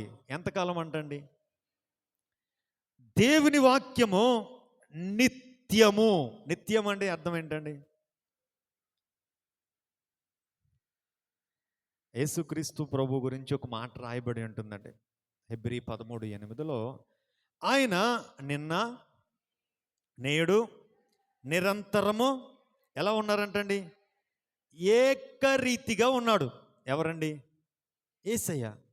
ఆయన సృష్టిని సృష్టించినప్పుడు ఎలా ఉన్నాడో, ఆయన శిలువ మ్రాను మీద మరణమును గెలిచి లేచినప్పుడు ఎలా ఉన్నాడో, ఈ దినాన్న కూడా ఆయన అలాగే. మన దేవుడు ఎటువంటి దేవుడు అంటే మార్పు లేని దేవుడు అండి. గమనముల వల్ల కలుగు ఏ ఛాయ అయినను చంచలత్వమైనను లేని దేవుడు. అంటే గమనములో అంటే సూర్యుడు పొద్దున్న తూర్పున ఉదయిస్తాడు, మధ్యాహ్నం నడినెత్తి మీదకి వస్తాడు, తిరిగి పడమర.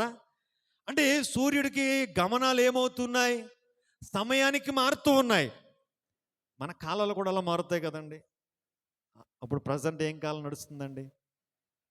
వేసవి కాలం నడుస్తుంది. నెక్స్ట్ ఏ కాలం వస్తుందండి? వర్షాకాలం వస్తుంది. అయిపోయిన తర్వాత ఏ కాలం? శీతాకాలం. అంటే కాలాలు కూడా ఏమవుతున్నాయి? మారుతూ ఉన్నాయి. ఇవన్నీ కూడా మారుతున్నాయి. కానీ మన దేవుడు ఎటువంటి దేవుడు అని జ్ఞాపకం చేస్తాడు అంటే మన దేవుడికి మార్పు లేని దేవుడు అంటండి. ఆయన మార్పు లేని దేవుడు. ఆయన మాటలో కూడా ఏమి లేదు అంటే మార్పు లేదండి. ఆయన వాక్యము నిత్యము ఎలా ఉందంటని? నిలకడగా ఉన్నది. అంటే ఆది కాండ గ్రంథంలో మనం చూస్తాం, అబ్రహాముతో దేవుడు మాట్లాడాడు. ఆ దినాన్న అబ్రహాముతో దేవుడు మాట్లాడిన మాటకు ఆ రోజు ఎంత శక్తి ఉందో ఈ రోజు కూడా అంతే శక్తి ఉందండి. ఎందుకు అంటే ఆయన వాక్యం ఎలా ఉంటుందండి? నిలకడగా ఉంటుంది. ఇప్పుడు ఈ దినాన్న రాయబడిన ఈ వాక్యము ఒక 1000 సంవత్సరాల తర్వాత కూడా ఎలాగే ఉంటుందండి. ఈ వాక్యములో ఉన్న శక్తి తగ్గిపోదు, ఈ వాక్యములో ఉన్న ప్రభావం తగ్గిపోదు, ఈ వాక్యములో ఉన్న జీవం తగ్గిపోదు. అంటే ఇక్కడ జ్ఞాపకం చేయటానికి దేవుడు ప్రయత్నం చేస్తున్న అంటే ఏంటంటే ఈ వాక్యము నిత్యము స్థిరమైనది. ఈ వాక్యములో ఏమి లేదు అంటే మార్పు లేదు. ఏమి లేదంటండి ఈ వాక్యములో. దేవుని వాక్యముగానే మనకు అందించబడింది కదా. మనం దగ్గరకు బైబిల్ వచ్చినప్పటి నుంచి ఇదే బైబిల్ చదువుతూ ఉన్నాం. ఏమైనా మార్పులు చేర్పులు చేయబడ్డాయి అంటే కొన్ని పదాలు కొంచెం అర్థమయ్యే రీతిలో రాశారు అంతే తప్ప వేరే కొత్తవేమి దీంట్లో తీసుకుని వచ్చి రాయలేదు. అంటే ఈ వాక్యము ఎటువంటిది అనేది భక్తుడు జ్ఞాపకం చేస్తూ ఉన్నాడు అంటే నిత్యము కూడా నిలకడగా ఉండేది. ఇంకొక మాట కూడా చూద్దాం.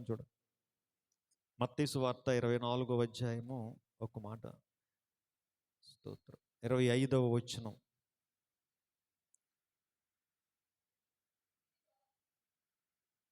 చదవండమ్మా. 24,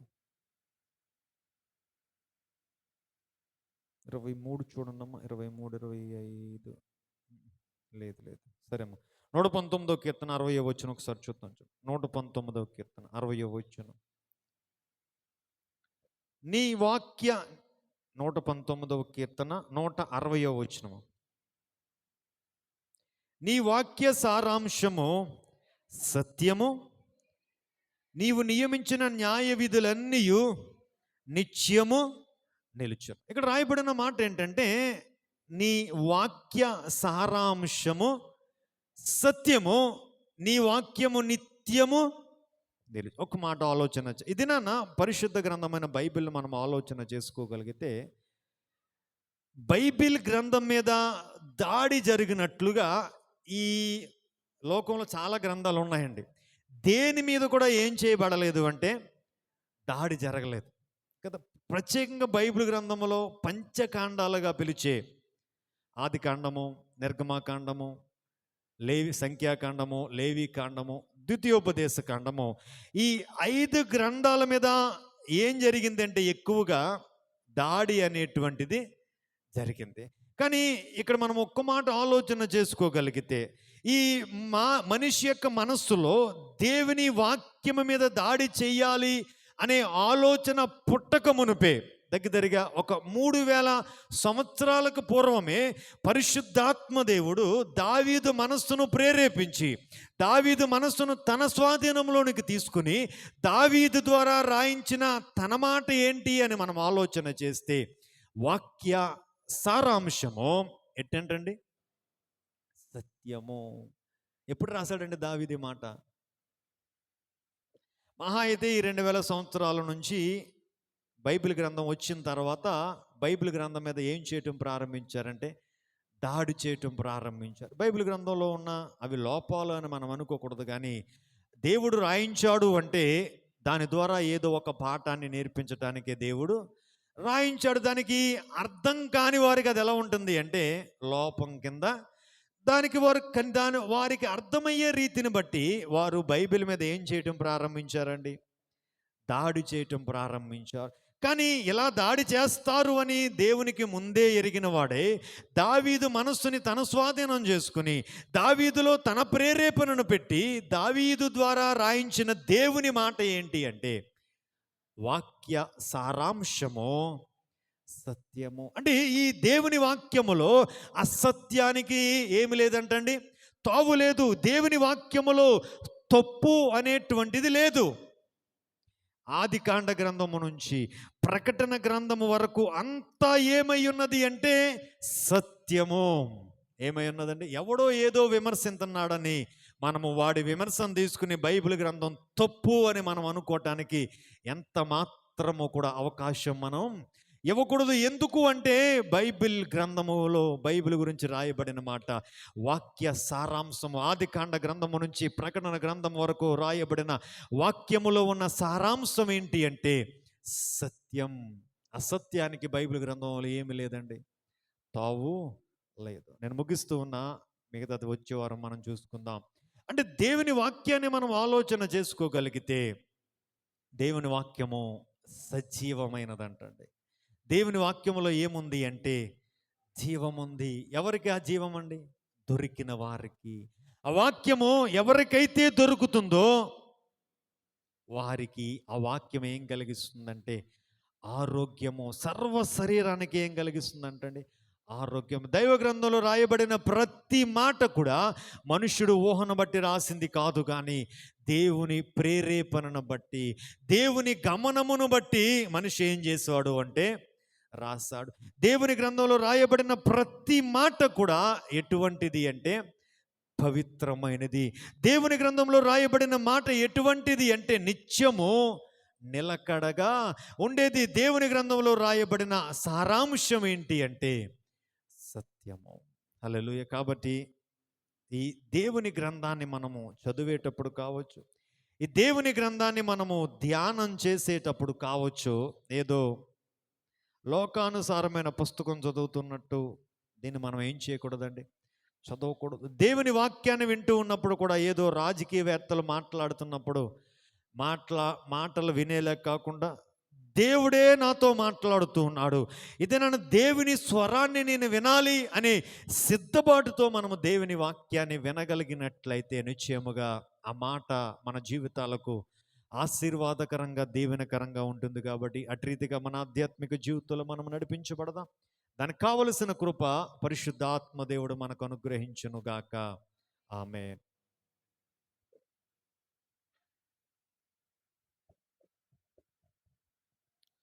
ఇంతవరకు దేవుని సేవకులు చక్కని అద్భుతమైన సందేశాన్ని మనకు అందించారు.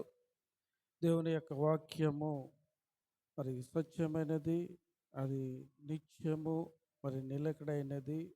అదేవిధంగా ఆ యొక్క వాక్యాన్ని మనము చదివినప్పుడు, ఆ వాక్యాన్ని మనం సొంతం చేసుకున్నప్పుడు సజీవులముగా మనము ఉండగలమని చెప్పేసి ఒక సత్యాన్ని ఆయన మనకి బయలుపరిచారు. కాబట్టి వారికి నా యొక్క ప్రత్యేకమైన వందనాలు తెలియజేస్తూ ఉన్నాను. ఈ యొక్క సమయంలో కానుకల పాట పాడుతూ ఉండగా కానుకలు ఎత్తబడతాయి. కానుకల పాట ఎత్తండి.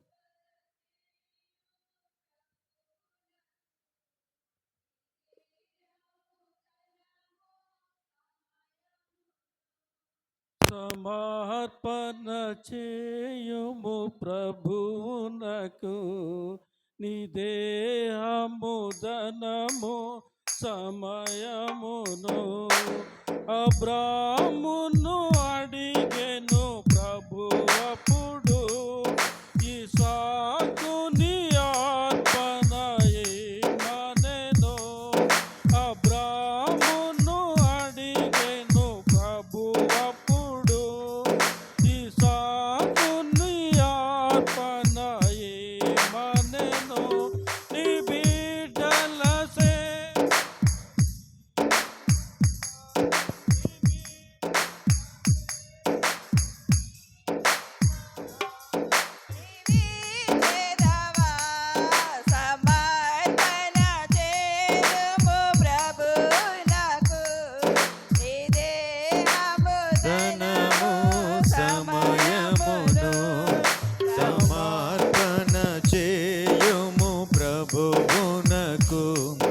నీ దేహము ధనము సమయమును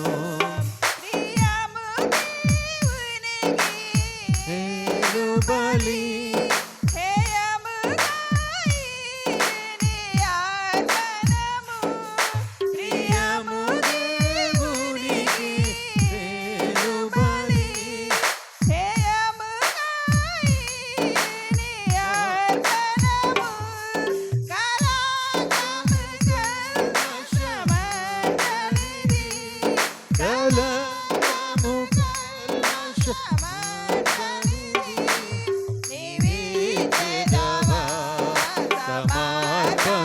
చేయుము ప్రభువునకు, నీ దేహము ధనము సమయమును. సమర్పణ చేయుము ప్రభువునకు, నీ దేహము ధనము సమయమును.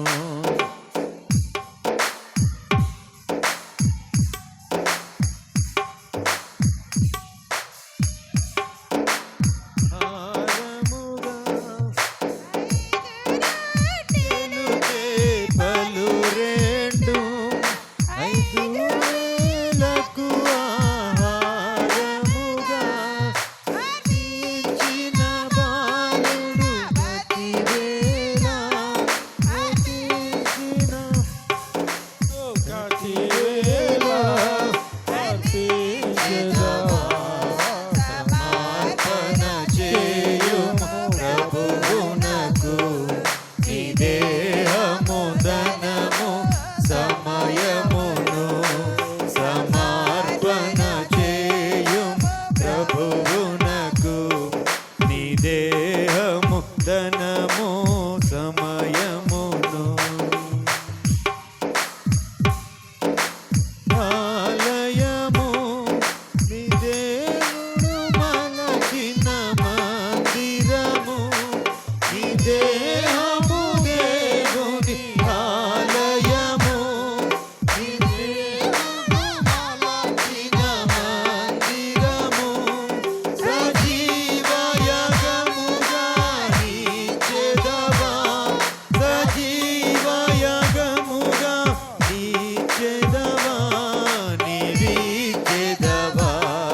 సమర్పణ చేయుము ప్రభువునకు, నీ దేహము ధనము సమయమును. సమర్పణ చేయుము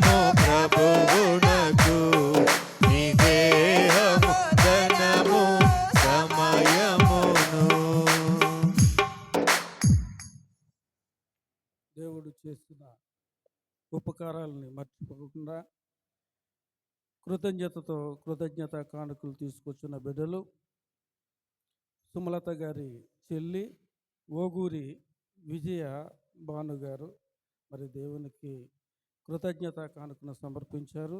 వారి యొక్క కానుకను, వారి యొక్క కుటుంబాన్ని, ఆ యొక్క బిడ్డను దేవుడు దీవించి ఆశీర్వదించును గాక. అలాగే సిహెచ్ జాయ్సీ మరి దేవుడు చేస్తున్న మేళ్లను బట్టి కృతజ్ఞతగా కానుకను సమర్పించారు. ఆ బిడ్డను మరి దేవుడు వయస్సునందును జ్ఞానమందును మరి దేవుని యందు భయభక్తుల యందును ఆ బిడ్డ మరి వర్ధిల్లి మరి ఆశీర్వదింపబడినట్లుగా మీరందరూ ఆ బిడ్డ గురించి ప్రార్థించండి. మరి ఆ యొక్క సంపూర్ణ కుటుంబం దేవుడు దీవించి ఆశీర్వదించును గాక. ఆమేన్. ఈ యొక్క సమయంలో రాజ్ కుమార్ గారు కానుకల నిమిత్తం ప్రార్థనలో నడిపిస్తారు.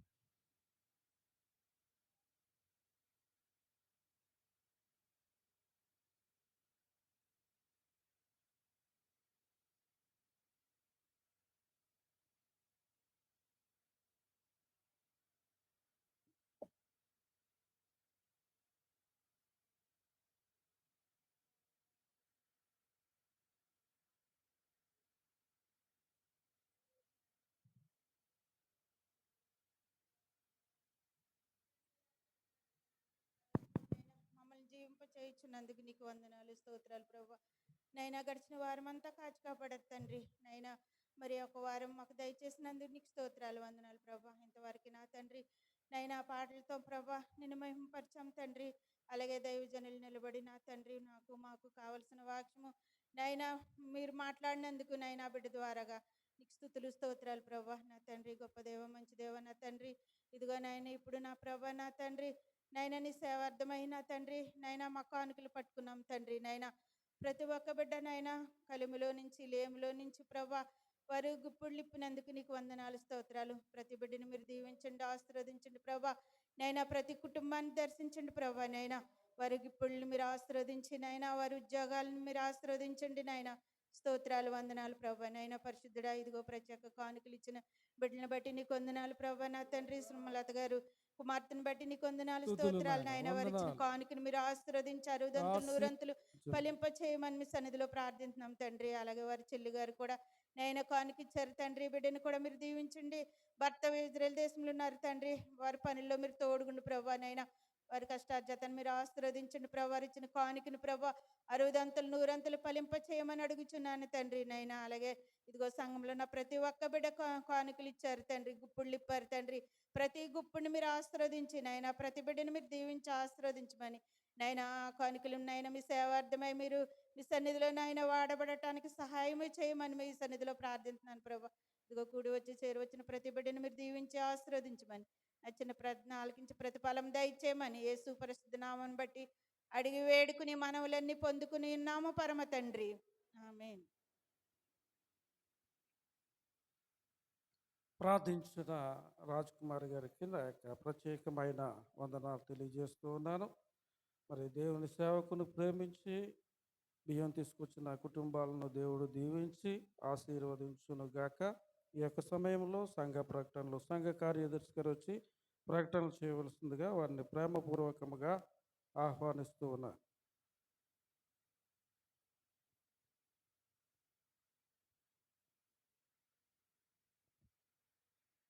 దేవుని పరిశుద్ధ నామానికి స్తోత్రములు. దేవుడు గతించిన వారమంతా ఆయన రెక్కల చాటున కాపాడి మరి యొక్క గొప్ప దినాన్ని మనకందరికి ఇచ్చినందుకు దేవునికి లెక్కలేని వందనాలు తెలియపరుస్తున్నాను. మరి ముఖ్యంగా పోయిన వారం మనమందరము ఈస్టర్ సంబరం చేసుకున్నాము. దేవుడు ఎంతో మంచిగా కార్యక్రమం జరిపించాడు. తర్వాత మన వాళ్ళందరూ ఆ విషయంలో సహకరించినందుకు సంఘస్థులందరికీ సంఘం తరపున నేను వారికి వందనాలు తెలియపరుస్తున్నాను. ఇకపోతే సంఘ వివరాలు బి రాజేష్ యథావిధిగా ప్రతి నెల పంపుతున్న విధానంగా 5,000 రూపాయలు దేవుని కానుక ఇచ్చాడు. ఆ బిడ్డ విషయమై వారి కుటుంబ విషయం ముఖ్యంగా మాదారా గారి ఆరోగ్య విషయమై మీరందరూ మీ ప్రార్థనలో జ్ఞాపకం చేసుకోవాల్సిందిగా మనం చేస్తున్నాను. అలాగే ఈరోజు జోయిస్ బర్త్డే. చాలా సంతోషకరమైన విషయం. నిన్ననే సండే స్కూల్కి బిడ్డలకి చాక్లెట్లు, బిస్కెట్లు అన్నీ తెచ్చింది. చాలా సంతోషం. ఆ బిడ్డని దేవుడు ఇంకా మంచిగా దీవించులాగున మీరందరూ మీ ప్రార్థనలో జ్ఞాపం చేసుకోవాల్సిందిగా మనం చేస్తున్నాను. ముఖ్యంగా ఆ అమ్మాయికి ఒక స్పెషల్ ఉంది, మెమొరీ పవర్. అది నాకు చాలా ఇష్టమైన విషయం. ఎంత 2 పేజీలు పాట అయినా చూడకుండా పాడేస్తుంది. అలాగే బైబిల్ వాక్యాల్లో కూడా చక్కగా చెప్పడం జరిగింది. ఇంకా బిడ్డకు దేవుడు మంచి భవిష్యత్తుని దేవుడు ఇచ్చేలాగా మన సంఘస్థులందరూ ప్రార్థన చేయవలసిందిగా మనం చేస్తున్నాను. ఇకపోతే మళ్ళా వచ్చే వారం కూడా ఒక బర్త్డే ఉంది. ఎలిసేరాజు గారు మనముడు బర్త్డే ఆదివారం వచ్చింది. ఆ బర్త్డేకి భోజనాలు కూడా ఉన్నాయి. కాబట్టి సంఘస్థులందరూ ఆ ఫంక్షన్లో పాల్గొనవలసిందిగా మనం చేస్తున్నాను. ఆ బిడ్డ విషయమై మీరందరూ మీ ప్రార్థనలో జ్ఞాపం చేసుకోవాల్సిందిగా మనం చేస్తున్నాను. ఇకపోతే పోయిన వారము మన సంఘ వివరాలు. ఎత్తబడిన సంద 3,680 రూపాయలు. అంటే ఎవరో తెలియకోకుండా 2,000 రూపాయల దగ్గరగా వాళ్ళు కానుకిస్తున్నారు. ఆ బిడ్డ విషయమే కూడా మీరందరూ మీ ప్రార్థనలో జ్ఞాపం చేసుకోవాల్సిందిగా మనం చేస్తున్నాను. అలాగే నల్లి జ్యోతి యేసురత్నం గారు వారు 10,000 రూపాయలు దేవునికి కానుక ఇచ్చారు. చాలాసార్లు వాళ్ళు సంఘానికి సహకరిస్తూ ఉంటారు. వారి కుటుంబ విషయమై మీరందరూ మీ ప్రార్థనలు జ్ఞాపం చేసుకోవాల్సిందిగా మనం చేస్తున్నాను. అలాగే సొలోనా 2,000 రూపాయలు దేవుని కానుక ఇవ్వటం జరిగింది. ఆ బిడ్డ విషయమై కూడా మీరందరూ మీ ప్రార్థనలో జ్ఞాపం చేసుకోండి. దూర ప్రాంతాన ఉంటుంది. ఉద్యోగం విషయంలోనూ ఆరోగ్యం విషయంలోనూ ఇంకా ఉద్యోగ విషయంలో ఇంకా మంచి అభివృద్ధిలోకి వచ్చేలాగా మీరందరూ మీ ప్రార్థనలో జ్ఞాపం చేసుకోవాల్సిందిగా మనం చేస్తున్నాను. ఇకపోతే నిజి 600 రూపాయలు దేవుని కానుక ఇవ్వడం జరిగింది. ఆ బిడ్డ విషయమై కూడా మీరందరూ మీ ప్రార్థనలో జ్ఞాపకం ఉంచుకోండి. అలాగే తల్లి విదేశంలో ఉంది. ఆ బిడ్డ విషయం కూడా మీరందరూ మీ ప్రార్థనలో జ్ఞాపం చేసుకోవాల్సిందిగా మనం చేస్తున్నాను.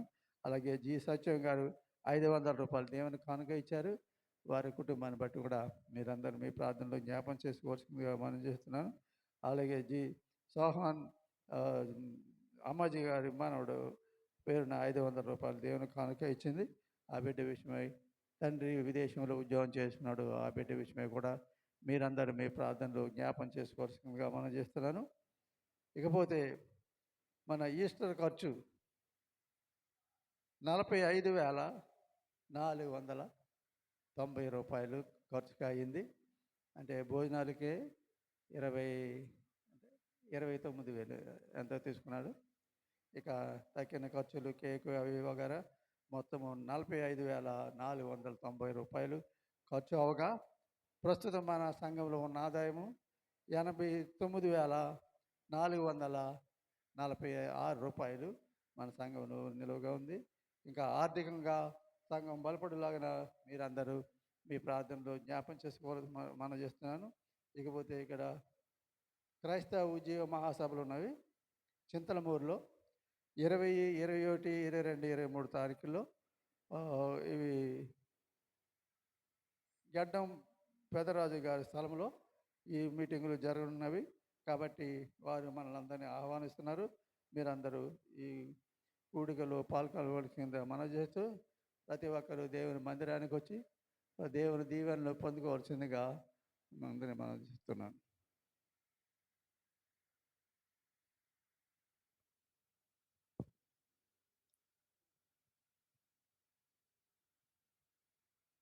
కూడిక అయిన తర్వాత సంఘ పెద్దలు యవనస్తులు అందరూ చిన్న మీటింగ్ ఉంది. దాంట్లో ఖచ్చితంగా పాల్గొవలసిందిగా మనం చేస్తున్నాను. సంఘ ప్రకటనలు చేస్తున్న సంఘ కార్యదర్శి గారికి నా యొక్క వందనాలు తెలియజేస్తూ ఉన్నాను. మరి మన ఆరాధన సమయాన్ని మార్చడం జరిగిందండి. మరి ఉదయం 9 గంటలకే మరి ఆరాధన మరి ప్రారంభించబడుతుంది. కాబట్టి మీరు సమయాన్ని గుర్తెరిగి 9 గంటలకే మందిరానికి రావాల్సిందిగా మిమ్మల్ని ప్రేమపూర్వకముగా ఆహ్వానిస్తూ ఉన్నాం. అలాగే వచ్చే ఆదివారం మీరు భోజనాలు వండుకోవాల్సిన అవసరం లేదు. మరి కార్యదర్శి గారు ప్రకటించిన ప్రకారం మరి భోజనాలు ఇక్కడ ఉంటాయి కాబట్టి మీరు పెందల కాడే రావాల్సిందిగా మనవి చేస్తూ ఉన్నాను. మరి అందరూ లేచి నిలబడినట్లయితే ముగింపు పాట పాడుకుని ఆరాధన ముగించుకుందాం.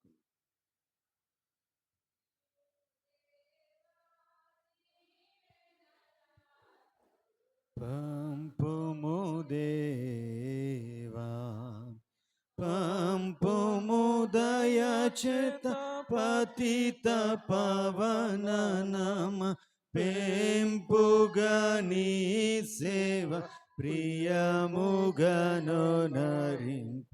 పంపుము దేవా దీవెనలతో,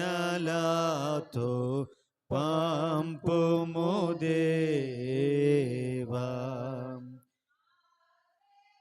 నుండిన మా వెల్తులన్నీయు యేసుని కొరకై వెసగుస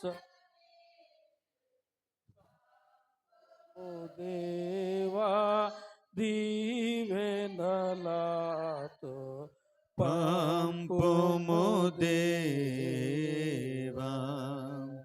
వినిన సత్యాంబులు విమలాత్మమది నింపి దీనాదీన ఫలములు దివ్యంగా ఫలింప. పంపుము దేవా దీవెనలతో, పంపుము దేవా. ఆశక్తితో నిన్ననిసము సేవింప బాసురమగుణాత్మ వాసికెక్కగనిచ్చి. పంపుము దేవా దీవెనలతో, పంపుము దేవా. ప్రార్థన చేసుకుందాం.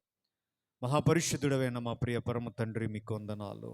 ఈ ఆదివార దినము మీ పాదాల చెంతకు రావటానికి మీరిచ్చిన జీవముతో జీవమైన మిమ్మలను స్తుతించి కీర్తించి కొనియాడి ఆరాధించి గొప్ప చేయటానికి మీరు చూపిన కృపను బట్టి స్తోత్రం. నీ వాక్య భాగముల ద్వారా మీరు మాతో సూటిగా స్పష్టముగా మీరు మాట్లాడి తండ్రి, మీ వాక్యం యొక్క శ్రేష్టతను, మీ వాక్యం యొక్క శుద్ధతను అయ్యా మీరు మాకు తెలియపరిచినందుకు నీకు స్తోత్రాలు. మీ వాక్యం అనే ఆత్మ ఖడ్గమును తండ్రి అయ్యా మేము ఉపయోగించబోయే ముందు తండ్రి మీ వాక్యమును గురించిన సత్యములను మేము తెలుసుకుంటూ ఉండగా ఇది నాన్న అనేక విషయాలు మీరు మాకు తెలియపరిచారు. స్తోత్రాలు. విత్తబడిన వాక్యము తండ్రి మా ఆధ్యాత్మిక జీవితాలకు దేవా, ఆధ్యాత్మికతలో లోతైన అనుభవాల్లోనికి మేము నడిపించబడిన చేస్తున్నా. మీ సన్నిధానమును ప్రేమించి నీ పాదాల చెంతకు చేరి అయ్యా భక్తి శ్రద్ధలతో నేను ఆరాధించిన ప్రతి ఒక్కరిని కూడా పేరు పేరుని జ్ఞాపకం చేసుకోనండి. సియోనులో నుంచి దీవించండి తండ్రి, ఆశీర్వదించమని ప్రార్థన చేస్తున్నాం. ఎవరు ఏ ఆశతో, ఏ కోరికతో, ఏ అక్కరతో, ఏ సమస్యతో నీ పాదాల దగ్గర చేరి ప్రార్థన చేస్తూ ఉన్నారు, నీ సహాయము కొరకు వేడుకుంటూ ఉన్నారు, నీ కృప కొరకు కనిపెడుతూ ఉన్నారు, నిశ్చయముగా యెహోవా యొద్ద కృప దొరుకునని నువ్వు సెలవిచ్చిన వాగ్దాన ప్రకారము దేవా వారి జీవితాలకు కావలసిన కృపను మీరు అనుగ్రహింపచేయండి. నూతనమైన కార్యాలను వారి జీవితాల్లో, వారి కుటుంబాల్లో, వారి పనిపాట్లలో మీరు జరిగించమని మీ సన్నిధిలో ప్రార్థన చేస్తున్నాం. ఎవరెవరైతే దినాన ఆరాధనకు రాలేకపోయారో మీ చిత్తమైతే మరొకసారి మేము సంఘముగా సమకూడి నీ నామాన్ని గణపరిచేటప్పుడు తండ్రి వారితో కలిసి నీ నామమును గొప్ప చేసి కృప అనుగ్రహించమని మీ సన్నిధిలో ప్రార్థన చేస్తూ ఉన్నాము. నీ బిడ్డల జీవితాల్లో నువ్వు చేసిన మేలులను, నీ ఆశ్చర్యమైన నీ కార్యాలను తలపోసుకుంటూ అర్పించిన అయా సంఘ కానుకలను బట్టి, కృతజ్ఞత అర్పణలను బట్టి నీకు వందనాలు. సంఘ సేవకుని పోషణ నిమిత్తం తీసుకుని వచ్చిన ఈ గుప్పెడు బియ్యమును బట్టి కూడా నీకు స్తోత్రాలు తండ్రి. చూచుచూ ఉన్న దేవుడు అయ్యా నీ గుప్పిలను విప్పి ప్రతి విడజీవ కోరికను తృప్తిపరచమని ప్రార్థన చేస్తూ ఉన్నాం. ఏ కుటుంబంలో కూడా ఏ లోటు ఉండకూడదు తండ్రి. సకల సమృద్ధి ప్రతి కుటుంబంలో కూడా ఉండునట్లుగా మీ పరలోకపు ద్వారమును మీరు తెరవమని ప్రార్థన చేస్తూ ఉన్నాం. సంఘబద్ధులైన వారిని దీవించండి, స్త్రీల సమాజం వారిని దీవించండి, యవనస్తులను దీవించండి, సండే స్కూల్ బిడ్డలను దీవించండి, సంఘములో ఉన్న కుటుంబాలన్నింటినీ కూడా దీవించండి. రక్షణ లేని బిడ్డలు ఉన్నారు, మారు మనస్సు లేని బిడ్డలు ఉన్నారు, వారితో మీరు మాట్లాడండి. రక్షణానుభవంలోనికి వారు నడిపించబడేటట్లుగా వారి హృదయంలో ప్రేరేపణను కలిగించండి తండ్రి. మా సంఘములో ఉన్న ఏ ఒక్క బిడ్డ కూడా దేవా అయ్యా తండ్రి విడువబడే గుంపులో ఉండకూడదయ్యా. అందరము కూడా ఎత్తబడే గుంపులో ఉండాలి. నీతో కలిసి నిత్యము సంతోషించే గుంపులో, నిన్ను ఆరాధించే గుంపులో మేమందరము ఉండగలిగే కృప విస్తారముగా మీరు అనుగ్రహించమని ప్రార్థన చేస్తున్నాం. బలహీనులుగా ఉన్న బిడ్డలను జ్ఞాపకం చేసుకుని బలపరచండి. ఎవరైనా ఆర్థికపరమైన ఇబ్బందుల్లో ఉంటే ఇబ్బందులన్నీ లేవనెత్తండి. సకల సమృద్ధి ప్రతి కుటుంబంలో ఉండినట్లుగా కృపనివ్వండి. ఎగ్జామ్స్ రాసి రిజల్ట్ కొరకు ఎదురు చూస్తున్న బిడ్డలు ఉన్నారయ్యా. అయ్యా రిజల్ట్స్ కూడా రాబోతూ ఉన్నవి. సంఘ బిడ్డలు రాసిన వారందరూ కూడా మంచి మార్కులతో ఉత్తీర్ణులయ్యే కృప దయచేయండి. ఉద్యోగాలు చేసుకొనిచున్న బిడ్డల ఉద్యోగాలకు ఉన్నతిని దయచేయండి. వ్యాపారాలు చేసుకొనిచున్న బిడ్డల వ్యాపారాలను మీరు ఆశీర్వదించండి తండ్రి. జీవనోపాధి పనుల్లో బిడ్డలకు మీరు తోడుండండి. నీకు వందనాలు. దూర దేశాలు వెళ్ళాలని ఆశపడుతూ ప్రయత్నాలు చేస్తున్న బిడ్డల ప్రయత్నాలకు సఫలతను దయచేయండి. దూర దేశాల్లో ఉన్న సంఘ బిడ్డలను జ్ఞాపకం చేసుకోనండి అయ్యా. అయ్యా మరలా యుద్ధకరమైన పరిస్థితులు రాబోతున్నవని చెప్తూ ఉన్నారు. ఏది ఏమైనా నీ కృప, నీ కాపుదల, నీ భద్రతను మీరు దయచేయమని ప్రార్థన చేస్తూ ఉన్నాము తండ్రి. మీ సహాయమును మీరు అనుగ్రహించమని ప్రార్థన చేస్తూ ఉన్నాము దేవా. తోడుండి నడిపించండి. వివాహాల కొరకు ఎదురు చూస్తున్న బిడ్డలకు చక్కని సాటి అయిన సహాయాలను దయచేయండి. గర్భఫలం కోసం ఎదురు చూస్తున్న బిడ్డలకు గర్భఫలములను మీరు అనుగ్రహించమని మీ సన్నిధిలో ప్రార్థన చేస్తూ ఉన్నాము దేవా. నీవే కృపను అనుగ్రహింపచేసి సహాయం చేసి మహిమ పొందండి. దేశాలను, రాష్ట్రాలను పరిపాలిస్తున్న నాయకులను, అధికారులను మీరు దీవించండి. మా ప్రాంతాల్లో, జిల్లాల్లో, రాష్ట్రాల్లో, దేశాల్లో రక్షణ లేని బిడ్డలను జ్ఞాపకం చేసుకుని రక్షణానుభవాన్ని కలిగి ఉండే రీతిగా వారిని మార్పు చెందించి నీ గొప్ప కార్యములను వారి పక్షమును మీరు జరిగించమని ప్రార్థన చేస్తూ ఉన్నాం దేవా. నీకే వందనాలు. సహాయమును దయచేయండి అయ్యా. ఈ కూడికను ముగించుకుని మా గృహాలకు మేము వెళుతూ ఉండగా తోడుకొని వెళ్ళండి. మీ చిత్తమైతే మీరు అక్కడ ఆలస్యమైతే తండ్రి మరొక ఆదివారం దినం రీతిగా మేమందరము మీ సంఘములోనికి చేర్చబడి దేవా మీ నామమును గణపరిచే కృపనిచ్చి మీరు మాత్రమే మహిమను ఆరోపించుకున్నామని, సమస్త మహిమ, ఘనత, ప్రభావాలను ఈ ఆరాధన ద్వారా మీకు మాత్రమే ఆరోపిస్తూ సంఘ కుటుంబాలన్నిటి చుట్టూ మీ రక్తపు కంచెను వేస్తూ యేసుక్రీస్తు నామమున ఈ మనవులను అడిగి వేడుకొని పొందుకొని ఉన్నాము మా పరమ తండ్రి. ఆమేన్. ఇప్పుడు మన పరమ తండ్రి అయిన దేవుని ప్రేమ, రక్షకుడైన యేసయ్య కృప, ఆదరణకర్త అయిన పరిశుద్ధాత్మ దేవుని అన్యోన్య సహవాసము ఈ ఆరాధనలో పాలు పొందిన మనకు లోకములో ఉన్న సకల పరిశుద్ధులు ఆయన రాకడ పర్యంతము తోడయ్యండి. ఆయన రాకడకు మనలను సిద్ధపరిచి ఆ మహిమ మేఘమెక్కి ఆశీర్వదించునుగాక. ఆమేన్, ఆమేన్, ఆమేన్. అందరికీ వందనాలు.